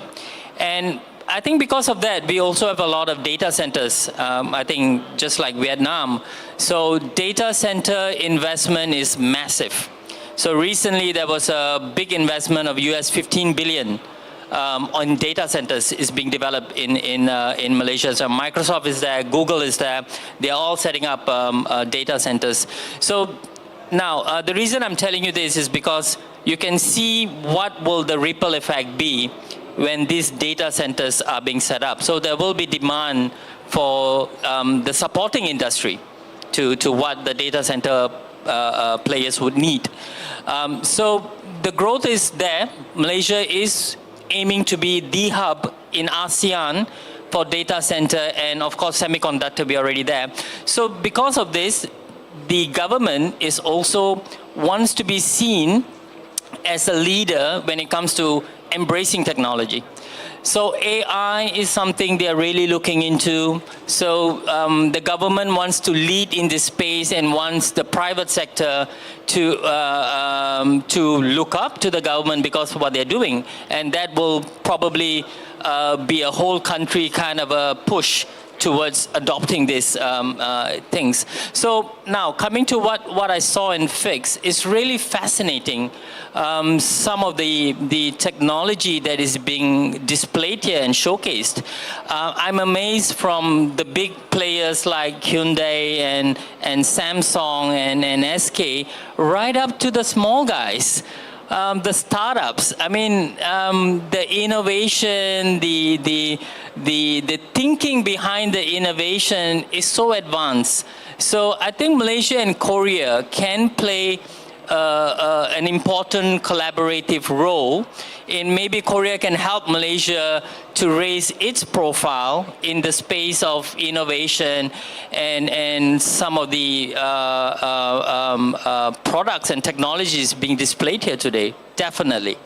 Absolutely. I mean, I think as I continue to learn more about both your countries, I mean, kind of seeing how they integrate together as part of a world ecosystem, but how two countries can really be a large part of that together rather than a whole bunch of individual countries one by one by one. It is the sum of the parts is not as great as the whole. I said that wrong. That's my bad English, but the whole is greater than the sum of the parts. So tell us, what about your, as someone representing Vietnam, what's your perspective of Fix 2024? When I in FIS 2024, I was impressed because in there everything that innovation technology need, and I think Vietnam must learn to have organized like this. I was impressed because of many product of Korean people that make like.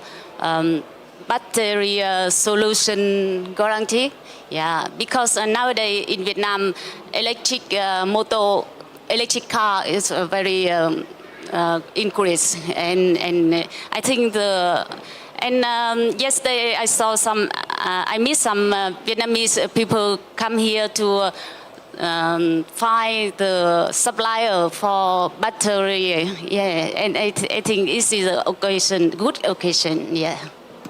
Well, it's great. Again, what I love to always talk about is the mobility sector as well, and seeing that EV change. And I don't know much about it outside of my country, United States, and in Korea on the ground level. So I appreciate you talking about that a little more. What about this week for you guys personally? There were a couple of award ceremonies. There was the Fix Innovation Awards on Tuesday night, and we also had the Media Awards here as well. Can you tell us a little bit about your experience with that? Any surprises? Anything that? Any reactions, really? Yeah, very surprised. Media is being involved.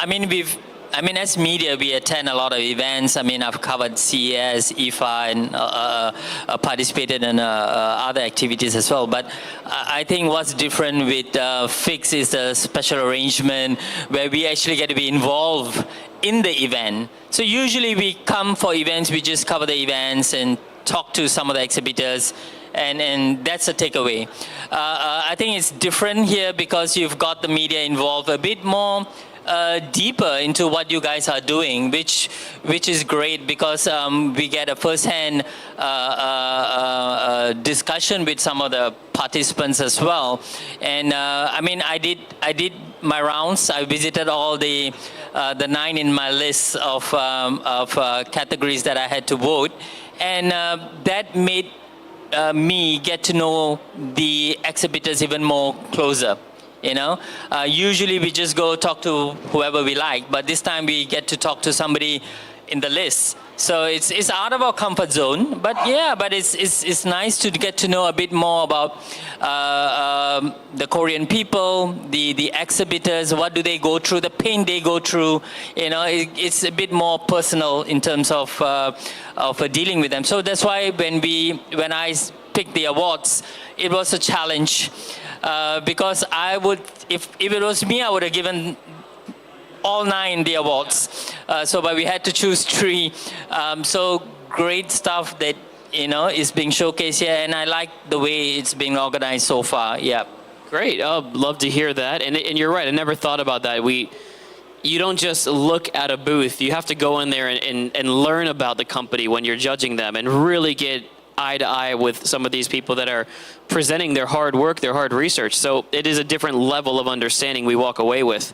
What about you? Did you have any interesting experiences with selecting the companies or at the awards show? Yes, when I go around and do my assessment, and I talk with Korean company, and I feel that they are very welcome, and it supply me many information I need, and after the research, I have many calls to and the talk with us. They will keep contact and see again. Yeah, I think it's very good. Absolutely, and Koreans are known for being a very welcoming country, but the people at these smaller companies too they're more welcoming because they're so excited about their product. They really believe in what they've got, and they've got great ideas out there. So you get to even feel a little bit closer to them as well. All right, so I've asked everyone else this question, so I need to get your opinion on this one. What are you looking forward to in 2025? Are you looking, whether it's fixed 2025 or trends in the industry, something new?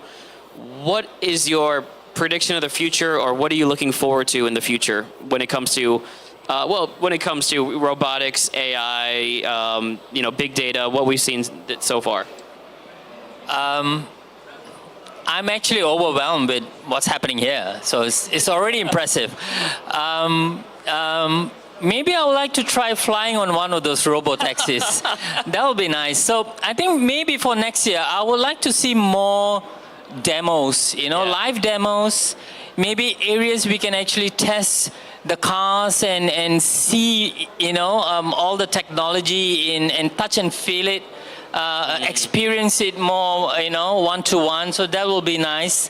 Maybe, I don't know, a high-speed race car that we can test on the tracks. Oh yeah, you're gonna just give me the keys to that one. Yeah. So whatever it is, I think I will not be surprised if next year is even more exhilarating than what it is this year.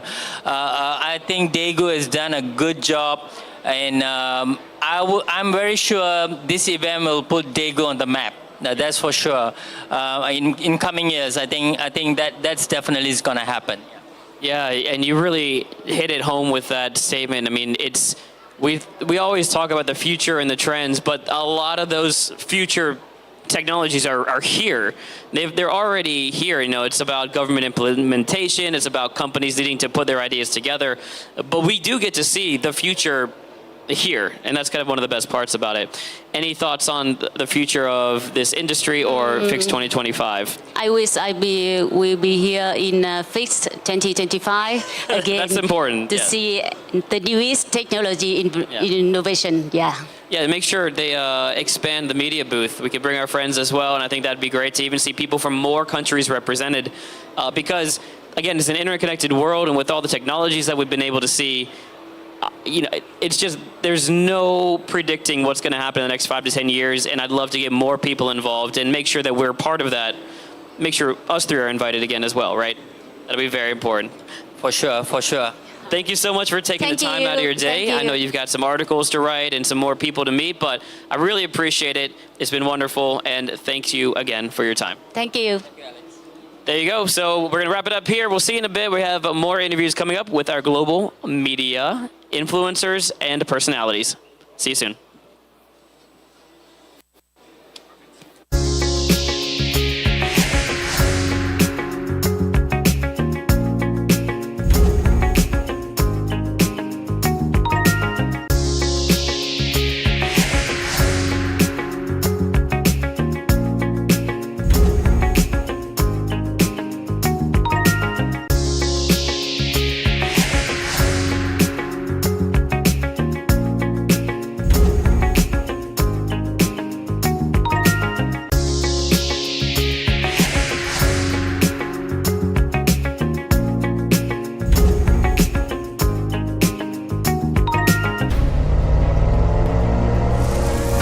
The future, nowhere found before. Now, here. An expo with future mobility, robotics, and ICT convergence. A global platform for innovative technologies. Fix 2024. Join us in Daegu on October 23rd. The future, nowhere found before. Now, here. An expo with future mobility, robotics, and ICT convergence. A global platform for innovative technologies. FINX 2024. Join us in Daegu on October 23rd. The future, nowhere found before. Now, here. An expo with future mobility. Robotics. And ICT convergence. A global platform for innovative technologies. FINX 2024. Join us in Daegu on October 23rd. The future, nowhere found before. Now, here. An expo with future mobility. Robotics. And ICT convergence. A global platform for innovative technologies. FINX 2024. Join us in Daegu on October 23rd. The future, nowhere found before. Now, here. An expo with future mobility. Robotics. And ICT convergence. A global platform for innovative technologies. FINX 2024. Join us in Daegu on October 23rd. The future, nowhere found before. Now, here. An expo with future mobility. Robotics. And ICT convergence. A global platform for innovative technologies. FINX 2024. Join us in Daegu on October 23rd. The future, nowhere found before. Now, here. An expo with future mobility. Robotics. And ICT convergence. A global platform for innovative technologies. FINX 2024. Join us in Daegu on October 23rd. The future, nowhere found before. Now, here. An expo with future mobility. Robotics. And ICT convergence. A global platform for innovative technologies. FINX 2024. Join us in Daegu on October 23rd. The future, nowhere found before. Now, here. An expo with future mobility. Robotics. And ICT convergence. A global platform for innovative technologies. FINX 2024. Join us in Daegu on October 23rd. The future, nowhere found before. Now, here. An expo with future mobility. Robotics. And ICT convergence. A global platform for innovative technologies. FINX 2024. Join us in Daegu on October 23rd. The future, nowhere found before. Now, here. An expo with future mobility. Robotics. And ICT convergence. A global platform for innovative technologies. FINX 2024. Join us in Daegu on October 23rd. The future, nowhere found before. Now, here. An expo with future mobility. Robotics. And ICT convergence. A global platform for innovative technologies. FIX 2024. Join us in Daegu on October 23rd. The future, nowhere found before. Now, here. An expo with future mobility. Robotics. And ICT convergence. A global platform for innovative technologies. FIX 2024. Join us in Daegu on October 23rd. The future, nowhere found before. Now, here. An expo with future mobility. Robotics. And ICT convergence. A global platform for innovative technologies. FIX 2024. Join us in Daegu on October 23rd. The future, nowhere found before. Now, here. An expo with future mobility.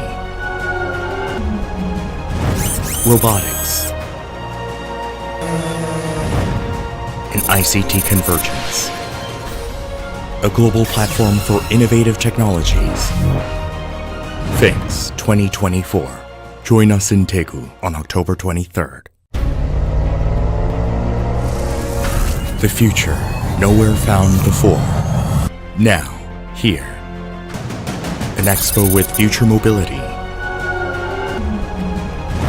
Robotics.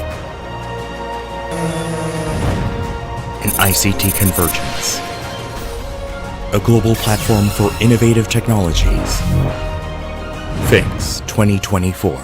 Join us in Daegu on October 23rd. The future, nowhere found before.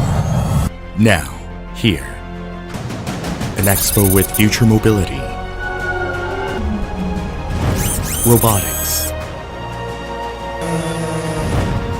And ICT convergence.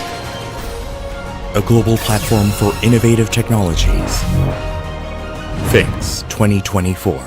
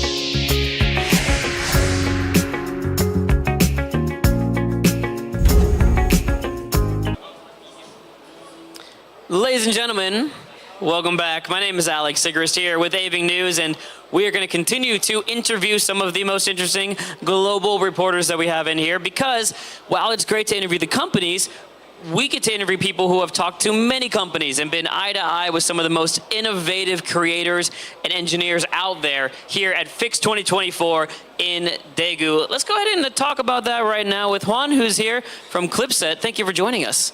Thank you to you for inviting us. Yeah, absolutely. I like this shirt. Is that Clipset? It's not the same logo because this one is the old one. This is the old logo. This T-shirt has more than 10 years. Now is this one. I was gonna say though, I know But the bug is the same. the bug is the same, black and yellow. I was feeling it. Sure. So great. Tell us a little bit about Clipset. What is Clipset? Well, Clipset mainly is a YouTube channel that starts more or less in 2005, 2006, or maybe we are one of the... When YouTube started. When YouTube started. Maybe we are one of the oldest YouTube channel about technology, and sure we are one of the best. Obviously, with that kind of experience, I mean, how can you argue with that? So also we have obviously a blog, Facebook, YouTube, TikTok, Instagram, but mainly we have over 500,000 subscribers in YouTube. Carolina, that is the part that is not here, is a presenter, but she knows as much as me about technology. Maybe she knows more. So. I'll tell you what, I'm surprised because of all the social media networks, YouTube has survived. And it's different than social media, I know, because it's video, but you know, everything else has come and go, whether it's MySpace, even Facebook comes up and down. Like TikTok, it could be a trend, it might not be, but YouTube really has held on. So I'm glad you guys have been able to ride that wave from the beginning, which is mind-blowing. My first video I put up was 2009, but then I quit for a few years. So I envy your success, but you've earned it and you deserve it. Let's talk about Korea now. We're in Korea, we're at Fix 2024. What was your first impression when you walked in here? Well, the first thing that I'm impressed by is that it's not in Seoul. So for me, it's very important to know other places that is not Seoul, because other time that I come, obviously you go to the capital. So this place looks interesting because if I don't wrong, it was an industrial city with a lot of legacy about this potential, and now it has this expo that will push for a new kind of knowledge in this area. So I'm very happy to be here in Daegu. And after that, the other thing that I'm surprised is that has focused in 3 points, not in a global things about gadget, about electronic, about everything. It's robotics, it's mobility, it's artificial intelligence and big data, blah, blah, blah. So I think that there are 3 subjects that in Korea is growing up, and they have much knowledge about this, especially in robotics. That I love in robotics. The price that I give is for a robotic company, one of them, and it's mainly my first impression. Yeah. Well, good. I mean, I want to hear more about it, but I feel like that sums it up pretty well about Daegu, about the event itself. Daegu is an incredible place, and it does get overlooked a little bit just because Seoul, the entry into Korea usually is through Incheon, right? And so everyone comes through Seoul and Incheon. But hopefully with events like this, we start to get a bigger footprint of tourism, of companies coming in as well, because Daegu is a great place, great city, and I hope it gets the respect it deserves. Next question, though. You just mentioned the awards. Tell me about your experience. We had 2 award ceremonies. We had the Fix Innovation Awards, and we also had the Global Media Day Awards. What was your reaction to the idea, or what was your, how did you feel about those award ceremonies? Well, I love the press award, mainly because all the press that was invited here was talking about different companies' ideas, projects, but we must choose different ones. We are not for all the expo. So in this way, we have different we have something in education, something in robotics, something in mobility, and we saw all the all the expo, but only can choose 3 of them. Yeah. And for me, I told you before that the robotic one arm that can change the hand and make a lot of things, that for me is very, very impressive. Maybe here in Korea that after that I know that you can find robotics servers in many places. Here maybe it's not so different, but I think that outside of Korea will be a break point when they spread. And I hope that they made something for the home that can fold the clothes. Yeah. That is my pain. Absolutely. So maybe in the future the Roomba of the servers at home, domestic robots, will be here. You know what? That I haven't even thought about that one because that was something we dreamed about 20 years ago, and we kind of lost the narrative. We started like we forgot about those kind of robots, and we're like, oh, you know, cars and things like that. And now it's like that would be actually great now if we could just have someone to fold my clothes. You said exactly what I was like, I can't do that. I was packing my bag today. I'm like, I don't know how to fold my clothes. I don't know what's happening. So why don't we go into that field in a bit as we continue to talk about something you mentioned, though, before we started the taping. You were talking about something that I was equally impressed with. There is a large contingent of students that are here, and not just walking through, but participating. What did you see with the student population here at FIX 2024? Well, as you say, not only college and kids along with their parents are through the expo. They are a special place, one area where institutes, high schools that participate in a contest about made apps or waves. I don't remember exactly which is the subject of the contest, but there are about 10 or 11. Yeah, I think they're right there. It's this one right behind 10 or us. 11 selected, and I was looking for but the prices, especially that is an AI app that can generate images. But the other ones are really impressive. They are childs or kids with 11 year. 18 years. Yeah. So for me, I don't remember any expo that you can find this kind of pushing the future genius.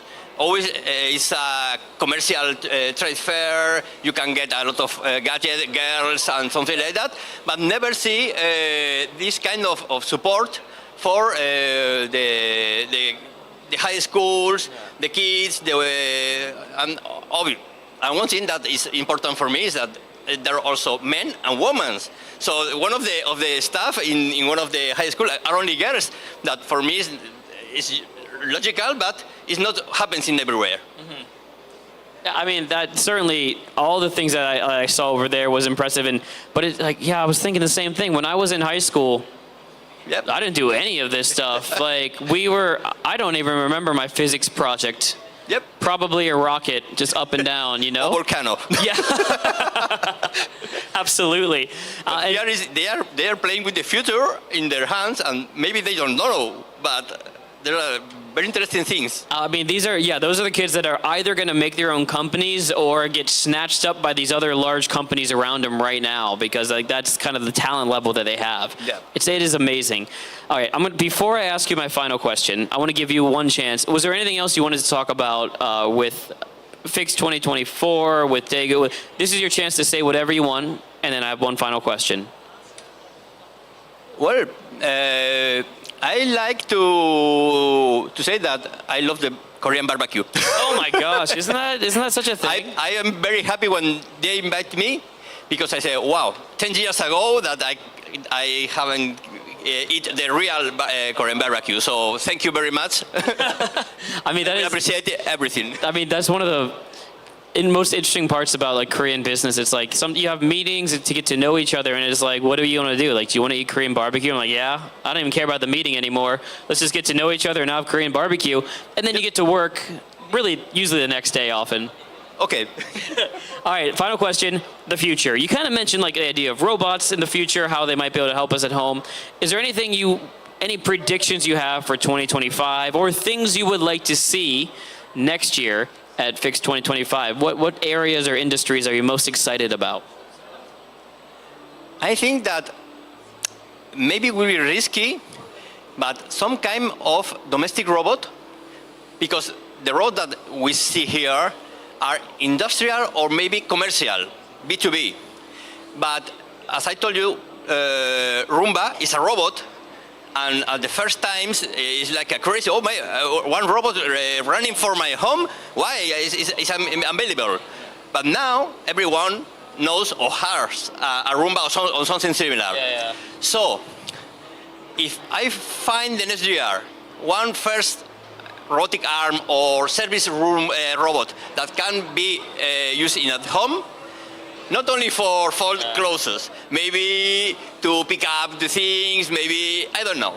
I'm not the think head, but I will be happy with this. I mean, me too. I mean, we saw some robots that can like cook food and like cook ramen and pour coffee. I mean, I wouldn't mind that in my house either. Come home for a nice dinner and don't have a chef, you just have a robot make it for you. Well, sure that if I can buy one, I bring in my just ticket. If I can afford it. Juan, thank you so much for talking with us. I really appreciate it, and I can't wait to hopefully see you next year as well.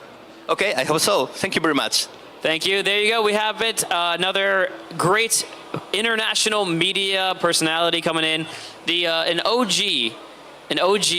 YouTuber, one of the very first tech channels ever. If you make sure to check him out. Thank you so much. We'll see you in just a bit. Cheers. Oh, great.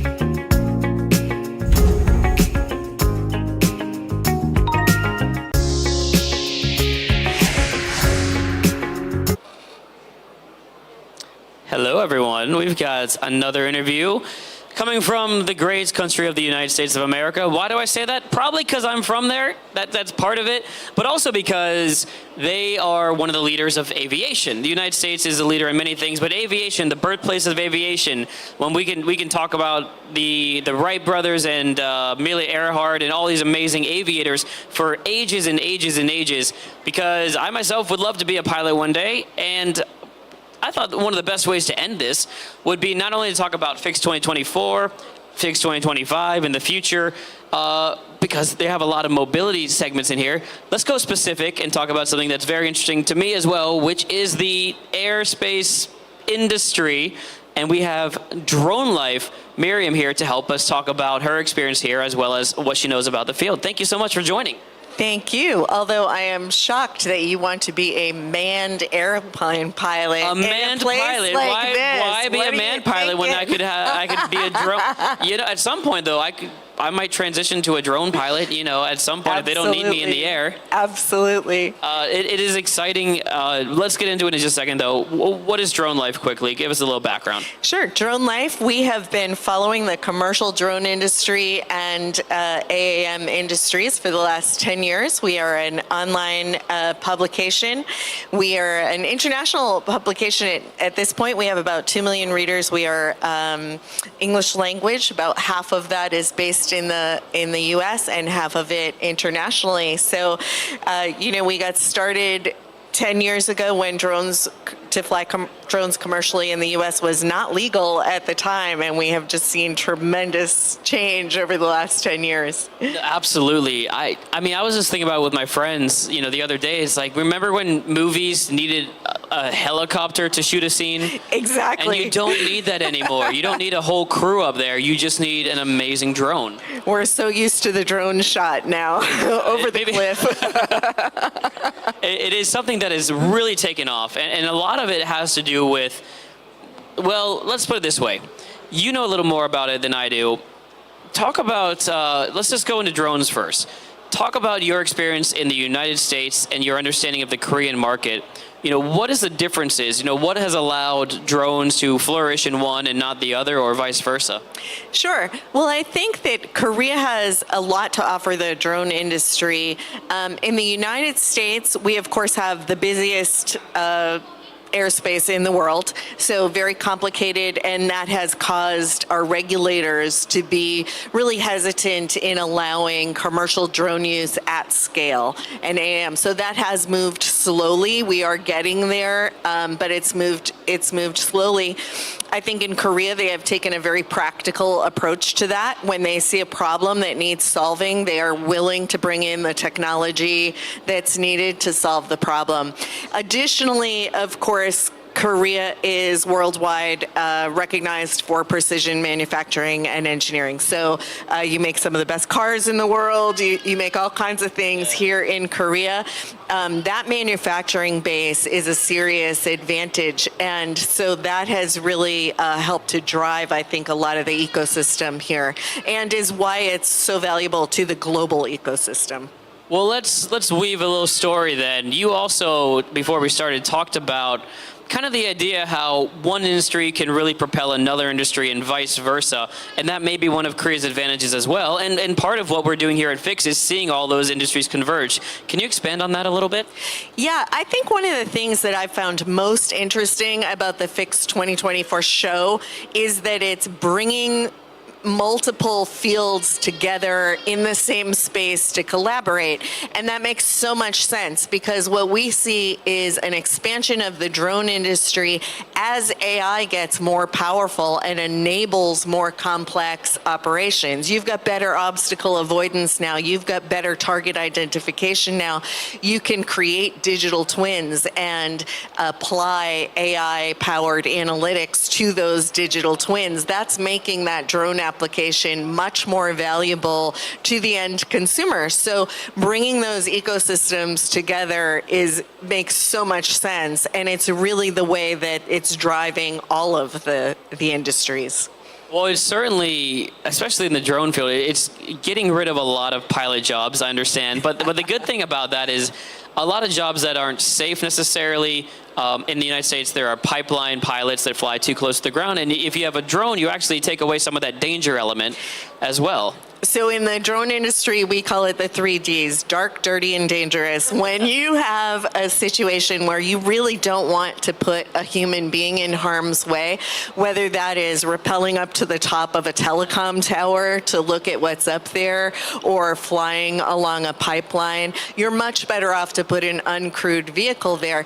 And, you know, one of the interesting conversations that I've been having here at the show is about when you look at the autonomous vehicle space and the drone space, the uncrewed aviation space, it's really about democratizing those vehicles, about implementing programs that support the human right to mobility. So maybe you don't want to be flying your manned aircraft between 3 a.m. and 6 a.m. in a small community with mountains, right? That's the perfect application for an uncrewed system.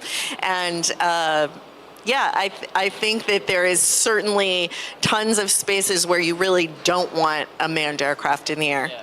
I think a lot of people do, a lot of regular people, when they think of like these unmanned taxis, there's a lot of fear, and they forget an entire industry on the outside of that. That is just one, that is the thing that's supposed to just draw your eyes in, and then you realize in Korea, and I'm sure in California at this point, but in Korea, they're really big on drones for, you know, mountain fire prevention.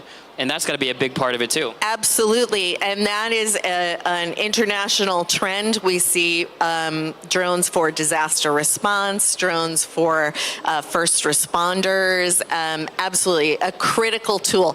For fire prevention and fire response, for example, if you want to say, you know, you can't fly manned aircraft through smoke. It is not safe for the pilot, not safe for the aircraft, but you can fly a drone through and you can be identifying the hot spots and keeping the ground crews informed. Yeah, absolutely. Let's shift gears just for a moment and talk about your role as a media person here in Korea. A couple of things. First of all, we were participants in a couple of award programs. One was the Fixed Innovation Awards, and the other was the Global Media Awards. Can you tell me a little bit about how those events went?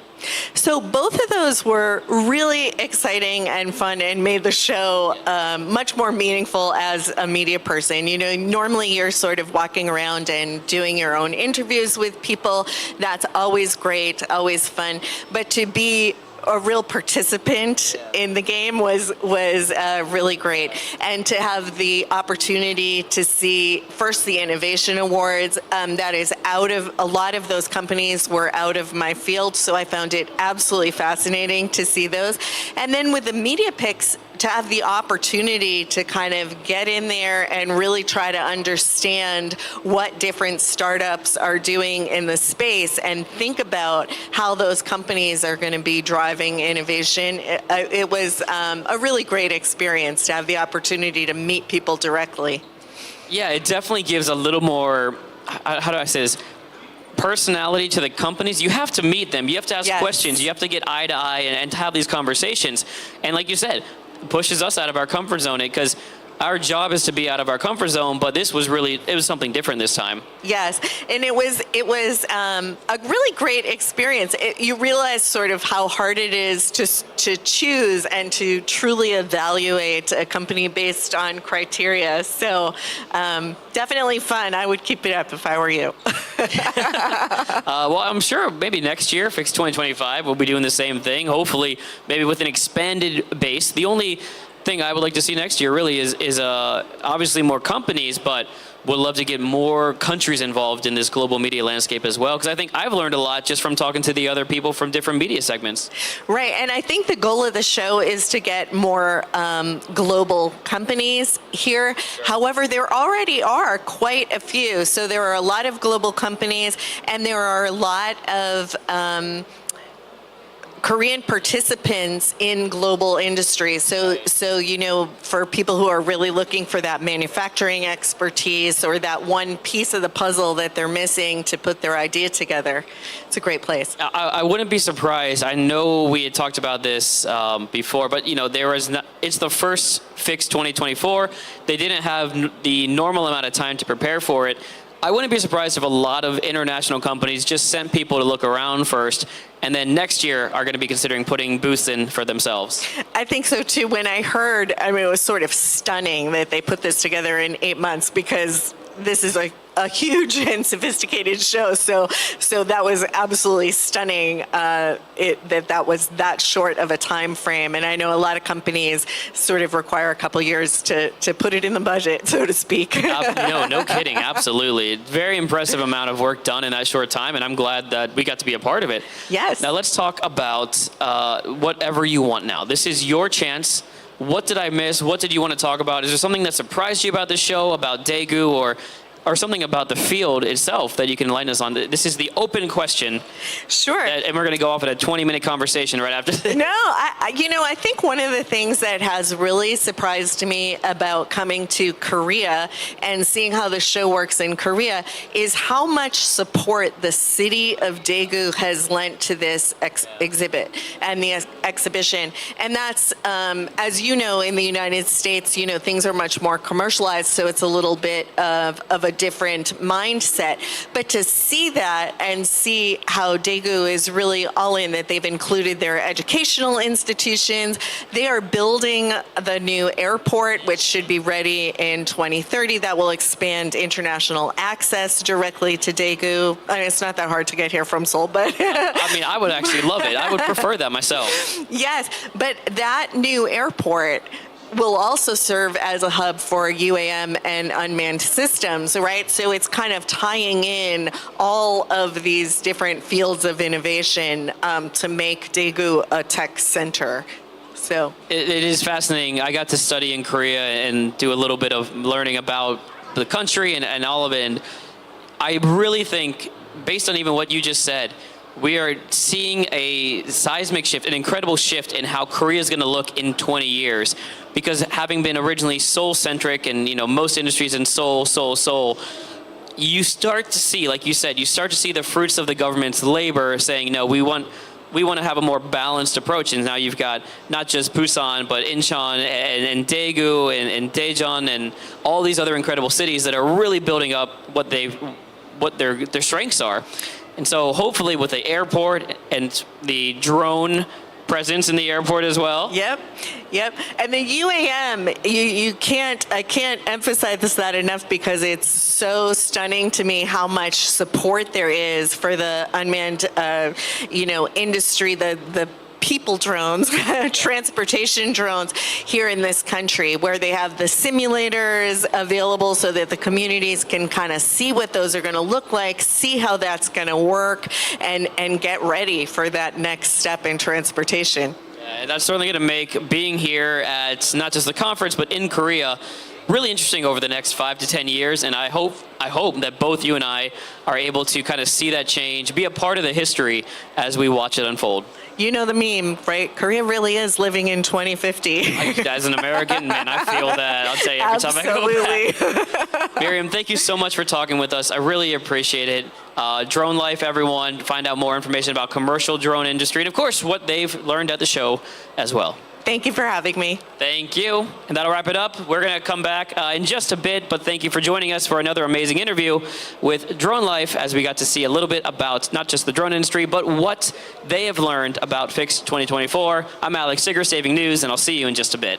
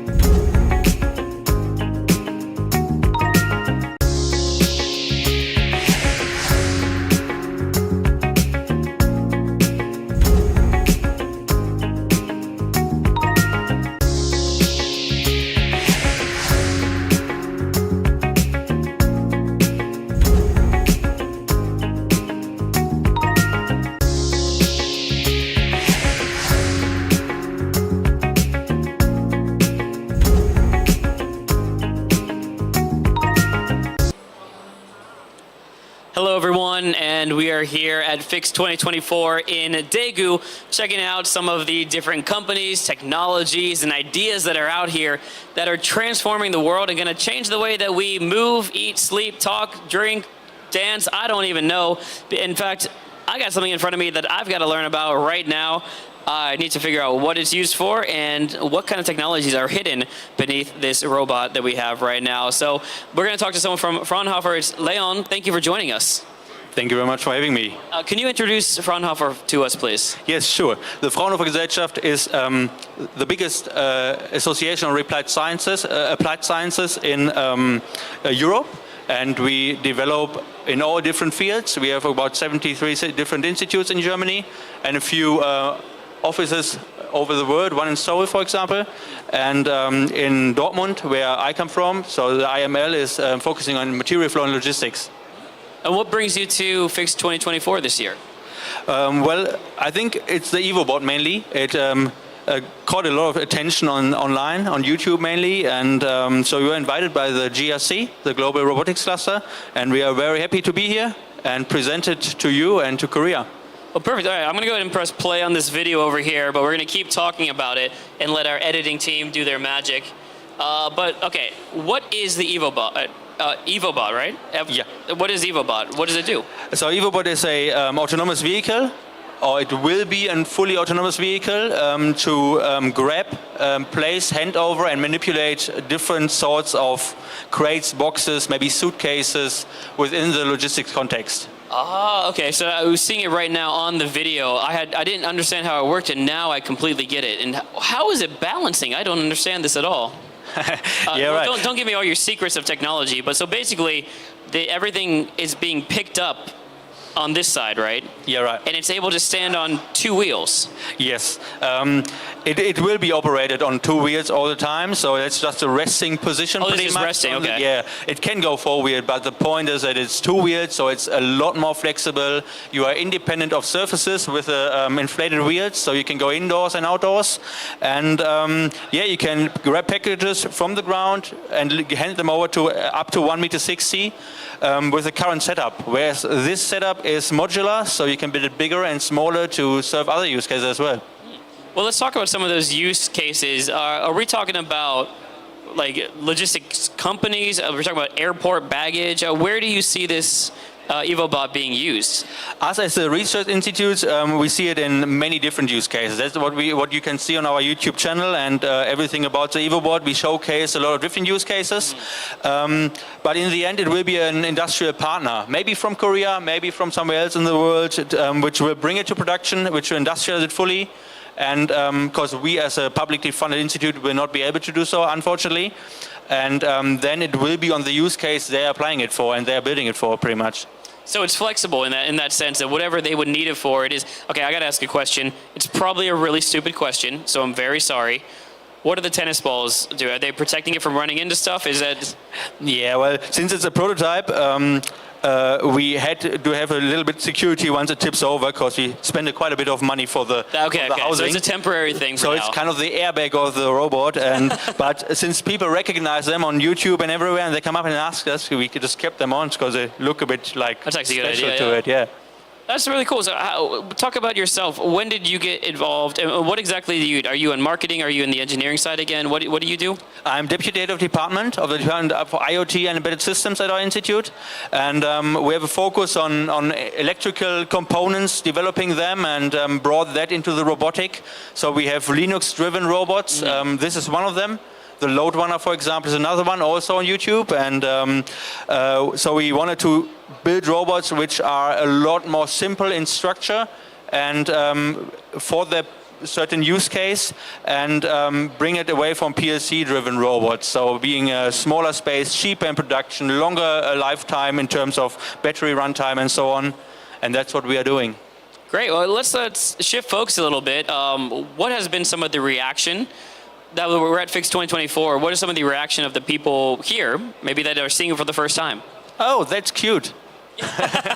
Very Korean. That's really cute. No, actually, I'm impressed by the people over here coming to see us. If it's students or CEOs of companies, like how open-minded they are towards robots. It's a lot different from what I've experienced in Germany and Europe. And but seriously, that's an important point, the cuteness. So I had the honor to have a keynote at the GRC meeting on Wednesday, and that's what I addressed. That you see a lot of humanoid robots around, you know, those replicates of humans pretty much, walking bipeds, super complex, but we want to show that we have anthropomorph features like eyes and arms and like a face line in order to lower the hurdle to interact with the robot, but still keep it very simple for the use case. So don't be completely humanoid, but having certain features who makes the interaction a little easier. And that's why people say, oh, it's cute, because this face line here you can see is a very important feature of that. Yeah, clearly. Is it just eyes, or is there like a LiDAR, like a sensor in there or something? Well, in this setup we brought to here, it's nothing in there, but there will be sensors and cameras in it, because obviously we need to scan the surrounding, we need to locate ourselves, navigate ourselves, and that's what we do with cameras mainly, but also with other sensors which will be implemented in the arms and legs and so on. Great. Okay, well, how about the rest of Fix 2024? You said you gave a keynote. Can you tell us about your experiences here this week? Well, yeah, they were overwhelming. So I arrived here on Tuesday lunchtime, and I was looking at the booths and saw the setup, and I didn't know what to expect. I saw some good big brands like Hyundai and Tesla and other ones, but I didn't know what to expect because I have never been to Korea before, so it's my first time. But I was absolutely overwhelmed when we did the tour on the first day, just after the opening, and saw what people show here and how far they are moving, how fast they are moving in terms of robotics in different use cases. Yeah. Yeah, I mean, even today, not every expo do people stick around for the third day, but there's still a hefty crowd coming through, walking around, checking it out, you know, from students to CEOs, walking through and finding everything interesting. And, of course, all the other technology. Is there anything that surprised you maybe about, so you're in the robotics field, is there any other field that was really interesting to look at here? Unfortunately, due to a very packed schedule, I didn't really have much time to look around, but apart from the tour I did, but I would definitely tomorrow take the time to see the autonomous flying vehicles up in the other hall. They look quite impressive. And I've seen a couple of other things. People I already talked to just over at the last night. So I will meet them at their booths and see what they are showcasing. Yeah. Absolutely. And final question then: are you expecting, or are you hoping to come back next year?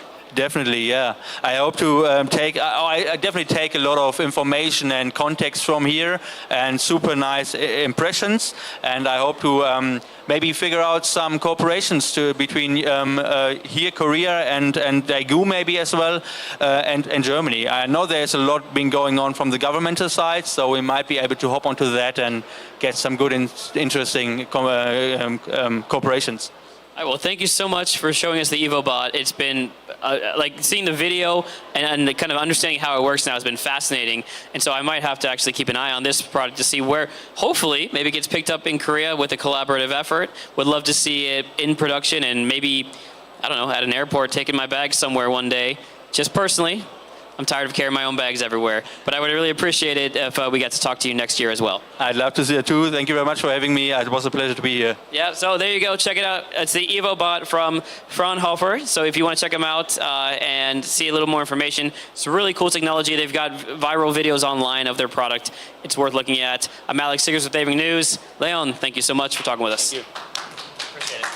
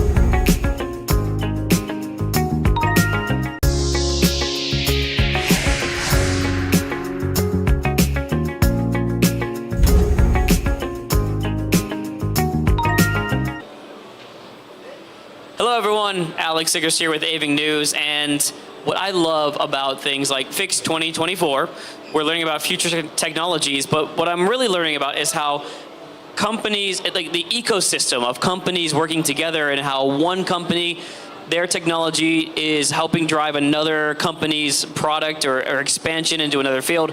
And I think that's what we're going to learn about today from Quester, as we learn a little bit about their product and what they've got to offer to the virtual reality, robotics movement. I'm going to learn a little bit right now. This is Jongwoo Lee, who's the CEO of Quester. Thank you for joining us. Hi, nice to meet you. It's very nice to meet you. Can you introduce your company, please? I will introduce in Korean. Sure. Yeah. 저희 회사 이름은 주식회사 퀘스터라고 하고요. 저희 회사는 정밀한 손동작 추적으로 무한한 가능성을 열어가고자 하는 그런 대한민국에 위치한 스타트업입니다. 그래서 저희의 회사는 핸드 트래킹 글러브를 개발하고 있고 각종 센서를 활용을 해가지고 손의 동작을 정밀하게 추적을 하는 것을 목표로 하고 있습니다. So the long answer short to that one is a startup company that is creating motion, bringing our world together with the VR, the real world, but they're doing hand, what do you call it? What's the thing? It's like glove hand tracking movement, gloves, hand tracking glove movement tracking technology, yeah. Which we have on the screen. If we can get that up there as we're playing it, it is on the screen. So then tell us about the product. So what is the product exactly? 기존에 있는 핸드 트래킹 기술들은 다양한 환경에서 사용을 하기가 굉장히 어려워요. 그 이유가 주변 환경에 의해서 많은 영향 같은 것들을 받거든요. 예를 들면 주변에 밝기 변화가 발생을 한다던가 아니면 주변에 전자기기 같은 것들이 있어서 자기장의 교란 같은 것들이 발생을 할 수가 있고요. 혹은 물체 같은 거에 의해서 손이 가려지게 되면 또 추적을 제대로 하지 못하는 그런 여러 가지 문제점들이 있는데 저희는 다양한 환경에서 사용할 수 있도록 좀 강건성, robustness라고 표현을 하고 있는데 이런 부분을 챙기고 있는 새로운 알고리즘을 고안을 하였습니다. Yeah. So just to start with that, I mean, it's a company that's kind of working to solve the problem of current hand tracking technology. It's a little complicated. It's not always effective. It's affected by things in the environment around it. And so this is a solution to that. And I'm watching the screen right now. Can you explain a little bit more about like how is it working, and is it sensors all around? What is it? 저희의 기술은 두 가지 센서를 퓨전한 그런 새로운 알고리즘을 고안을 한 거고요. 저희는 비전이라고 불리우는 센서랑 IMU 센서를 같이 사용을 해서 두 가지가 굉장히 상호 보완적으로 작용을 하게 됩니다. So that's using two different sensors. One's a vision sensor, Yep. and the other would be the actual IMU sensors. IMU sensors, Yeah. which I know what that is because I know everything about this technology. And so you got two working together to actually track the movement. All right, so what are we looking at? We kind of know a little bit about VR and how it works, but what fields do you think this product would do well in? 사람들이 가장 많이 상상을 할 수가 있는 게 뭐 VR 컨텐츠를 생동감 있게 조작을 하는 부분에서 가장 많이 생각을 해주시더라고요. 근데 그것뿐만이 아니라 저희의 강점이 다양한 환경에서 사용을 할 수 있는 거다 보니까 그 로보틱스를 원격으로 제어를 한다던가 아니면 로봇을 학습시킬 때에도 활용이 될 수 있고 그리고 모션 캡처 시스템이라고 영화나 애니메이션 같은 것들을 제작을 할 때에도 원래는 바디수트를 입는데 거기에 이제 핸드 트래킹 글러브까지 착용을 해서 손에 대한 정밀한 그런 모션까지도 캡처할 수 있는 기술을 개발하고 있습니다. Oh yeah, so that actually makes a lot of sense. So you've got anything from simulations, VR simulations, like for learning environments, like education. Like I know nowadays doctors are using training, VR training, and nurses can do VR training as well. You mentioned at the end, you mentioned in the middle the robotics. So training robots, or you could even move robots in theory with that, and then finally. Motion capture for like movies and or animation or videos of that style. So there's a lot of different applications. So you are now here though, right? And obviously there's a lot of robotics companies around here. Can you tell me about your experience this week at Fix 2024? 생각보다 굉장히 많은 로봇 기업들이 로봇 손에 대한 연구를 하고 있더라고요. 요즘에 휴머노이드 로봇이 되게 많이 떠오르고 있다 보니까 이제 저희의 기술이 그런 거에 적용이 돼서 좀 효과적으로 활용이 될 수 있다는 그런 여러 가지 피드백을 받아서 그걸 기반으로 점점 더 발전해 나가야 되지 않을까 생각하고 있습니다. So there's a lot of companies in this field that are working on robotics, especially with hand motion sensor robotics as well, and they're getting a lot of feedback, and they're able to continue to improve upon that. technology as well. What else? What other kind of I guess reactions have you gotten from people trying or seeing your product? 기존에 있는 기술들 중에서 그 자기장의 교란을 많이 받는다라는 게 되게 치명적인 문제점이었었거든요.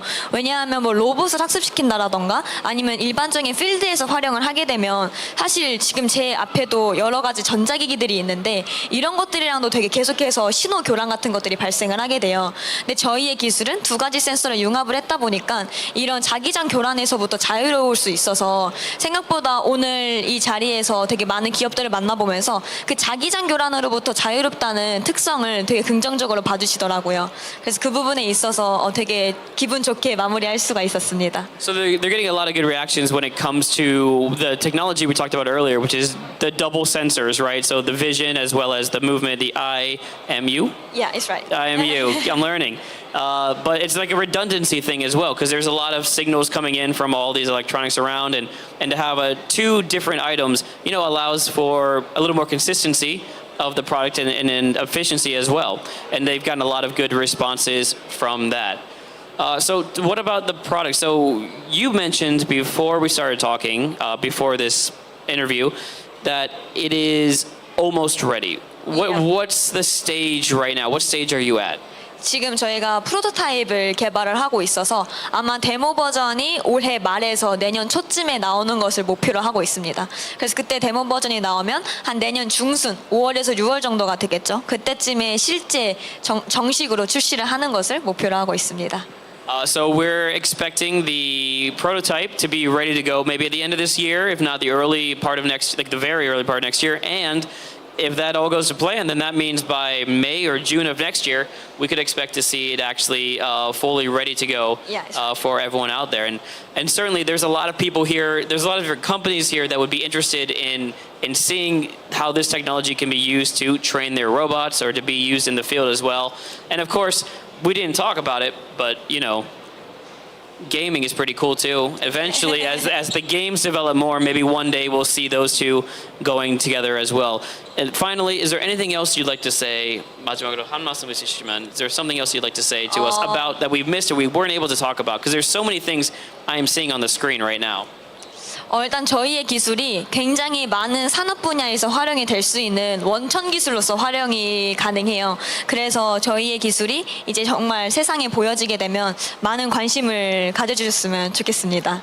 That's right. Make sure you pay attention to them because they're going to be coming out with all their products, their products soon, their prototype and then the real products. So make sure to show a lot of interest in what's coming up with a product that can be used in a lot of different applications. So congratulations on your work so far, and I hope everything goes well at Fix 2024, but also with your prototype. Yep. Thank you so much. Thank you. There you go. Find out more information. If you want to see something cool, it is the Quester robot, motion sensor, hand motion sensor.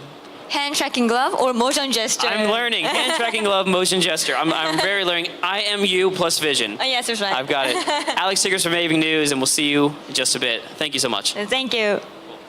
Very cool. That's great. Thank you.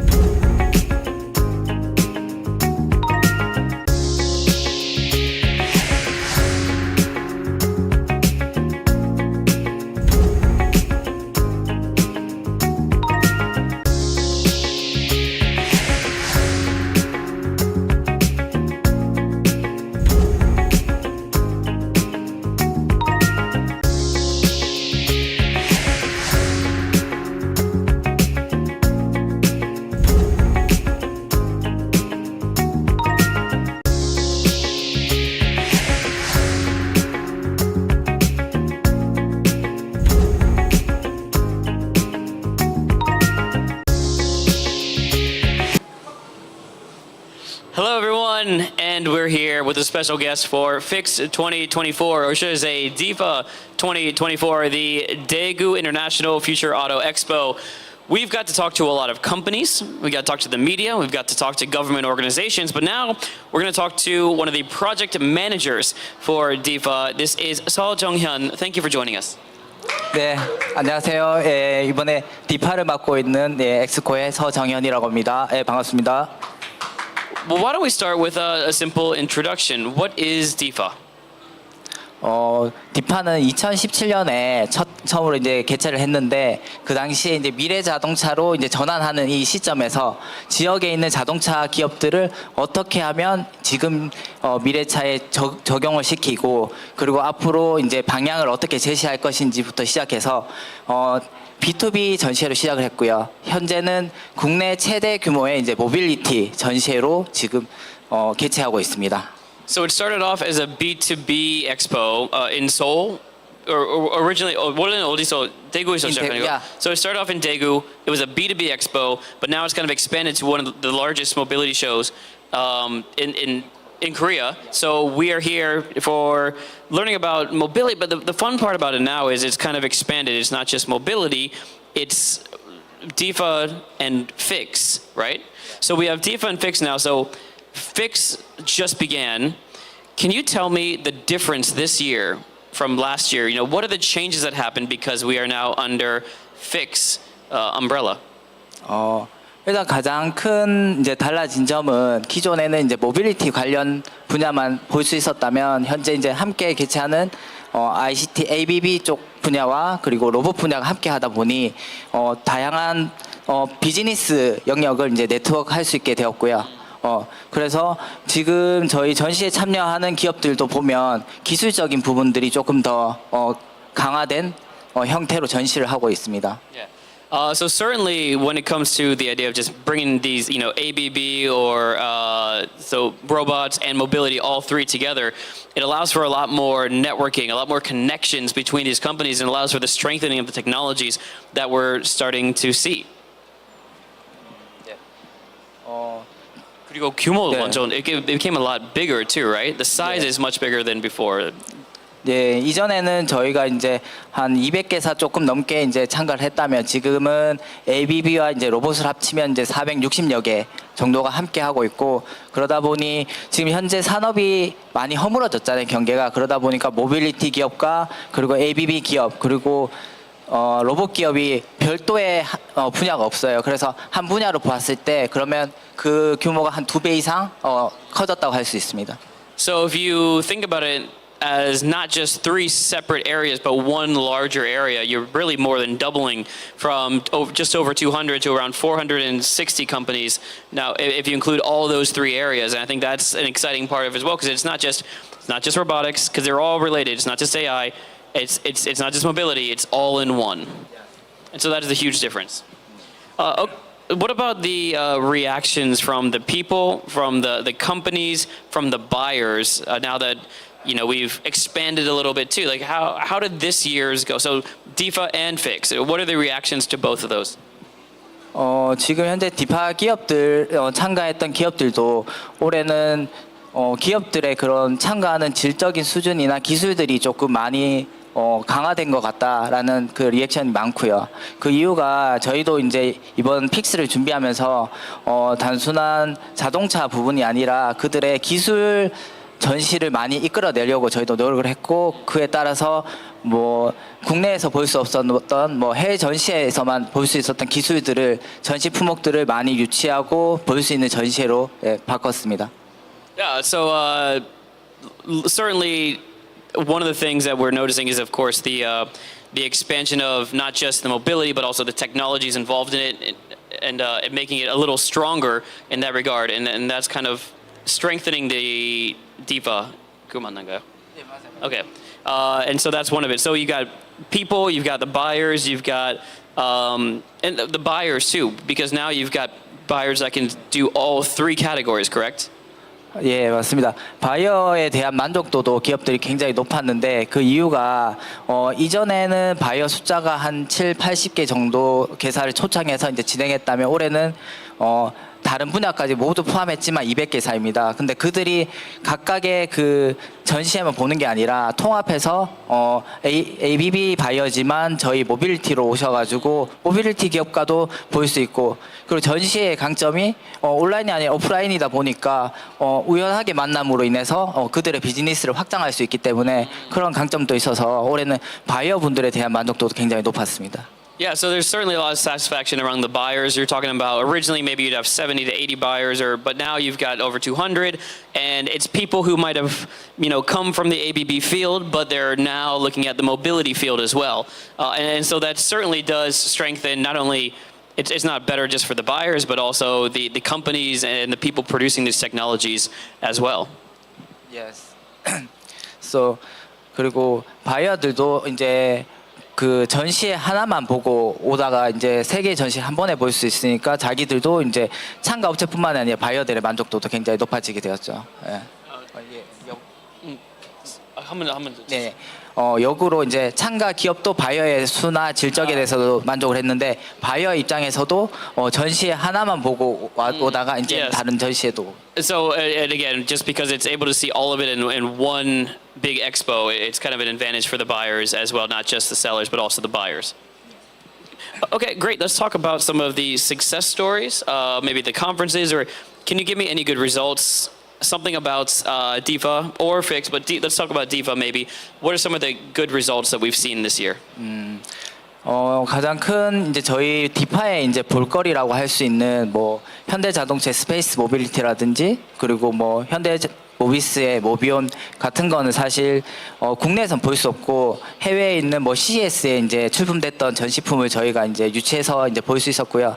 그런 것들이 하나의 이제 하나하나의 이제 조각이 되어서 내년에 이제 더 큰 이제 그런 것들 볼 수 있는 그런 하나의 이제 전환점에 될 수 있는 그 올해가 되었고, 그리고 뭐 테슬라의 이제 사이버 트럭 같은 경우에도 이제 국내 미출시 차량인데도 이제 볼 수 있는, 그러니까 기존에 상용화된 차량이 아니라 이제 미인증되고 미출시된 차량을 볼 수 있는 그런 전시회가 될 수 있었습니다. 예. Yeah. Well, what is really cool about this exhibition is that you see some of these products or companies or technologies that you normally could only see internationally at CES or with a Tesla Cybertruck. Hasn't even come to Korea yet for sales yet. But now they're able to bring the first Cybertruck to Korea. You can see it. You can, whether it's Hyundai's Space Mobility or whatever it may be, Mobis. You can see it here, and things that you would normally only be able to see overseas. 예, 맞습니다. 그래서 다시 한번 말씀드리면 정리하면 어쨌든 다른 곳에서든 볼 수 없는 그런 기술들을 이제 국내에서 볼 수 없는 기술들을 여기서만 볼 수 있도록 저희가 준비하는 하나의 이제 기초가 될 수 있었습니다.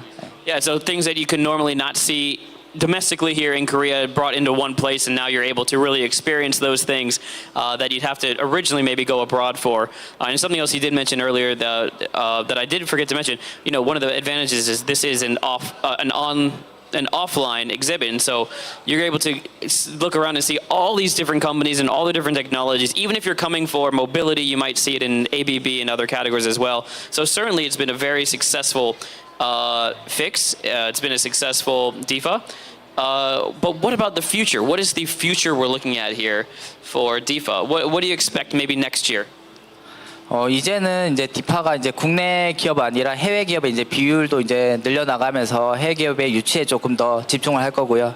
그리고 앞으로도 이제 CES나 이제 해외 전시에서만 볼 수 있었던 저희 국내의 기술들을 여기 디파 대구에서도 볼 수 있도록 그 준비하는 것이 목표입니다.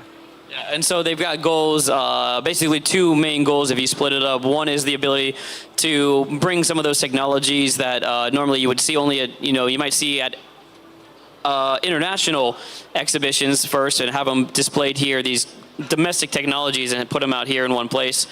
And then also they want to make sure that the number of foreign companies coming in as well, that increases beauty. So the percentage of foreign companies. Well, I got my translation correct. 한 번 더요.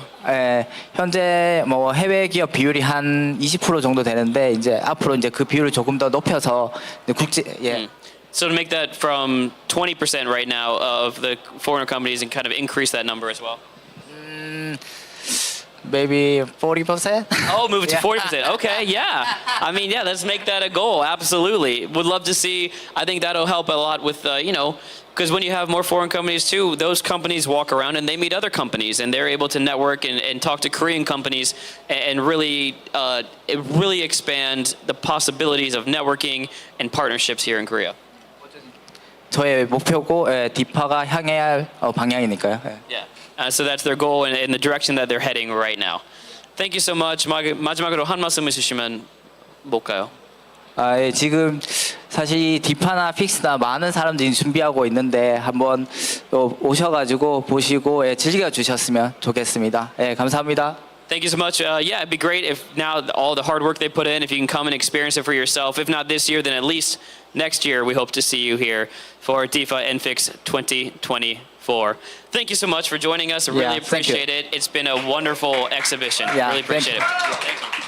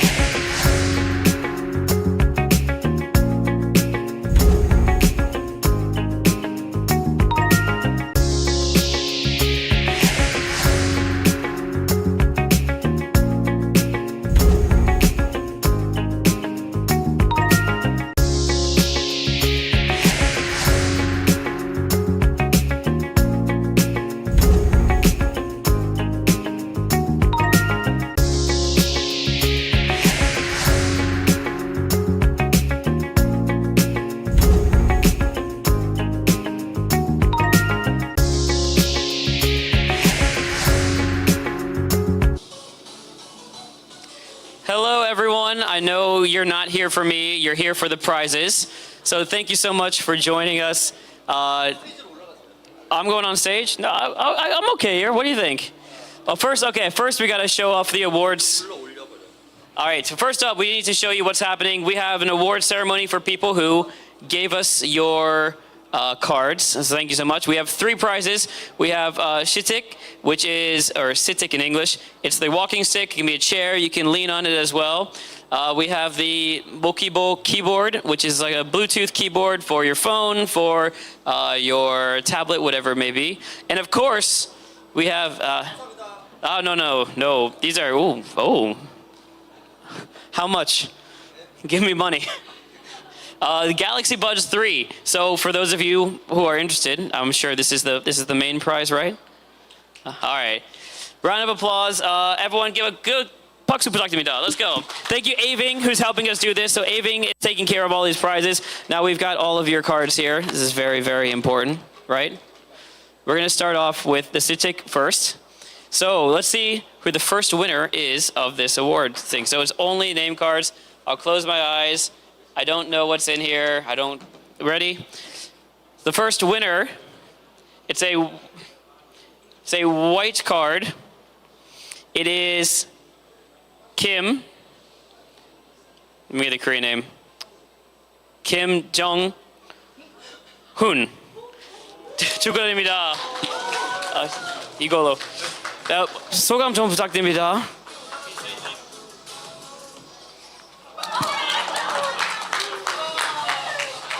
Congratulations. Thank you so much.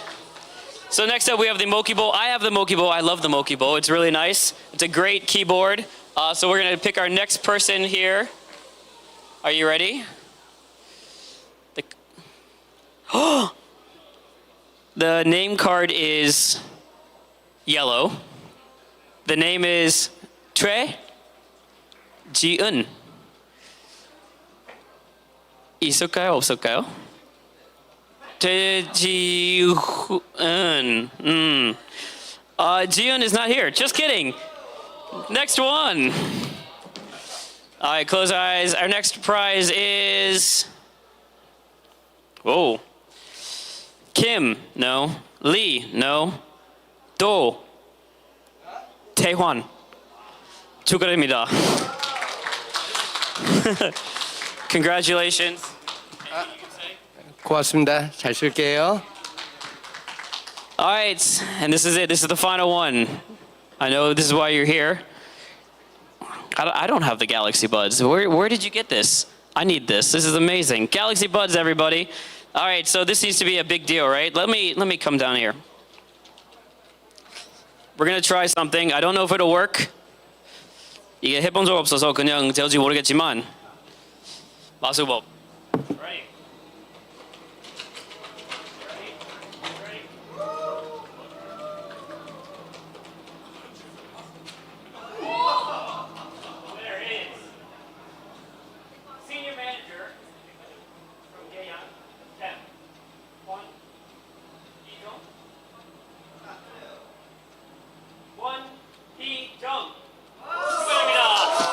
권희정 축하드립니다. This is you? 축하드립니다. Thank you so much. 감사합니다. Thank you. Thank you everyone for coming. I'm sorry if you did not win. Thank you for participating this year. It's been certainly exciting. My name is Alex Sigaris with AVING News. I hope you have a wonderful Fix 2024.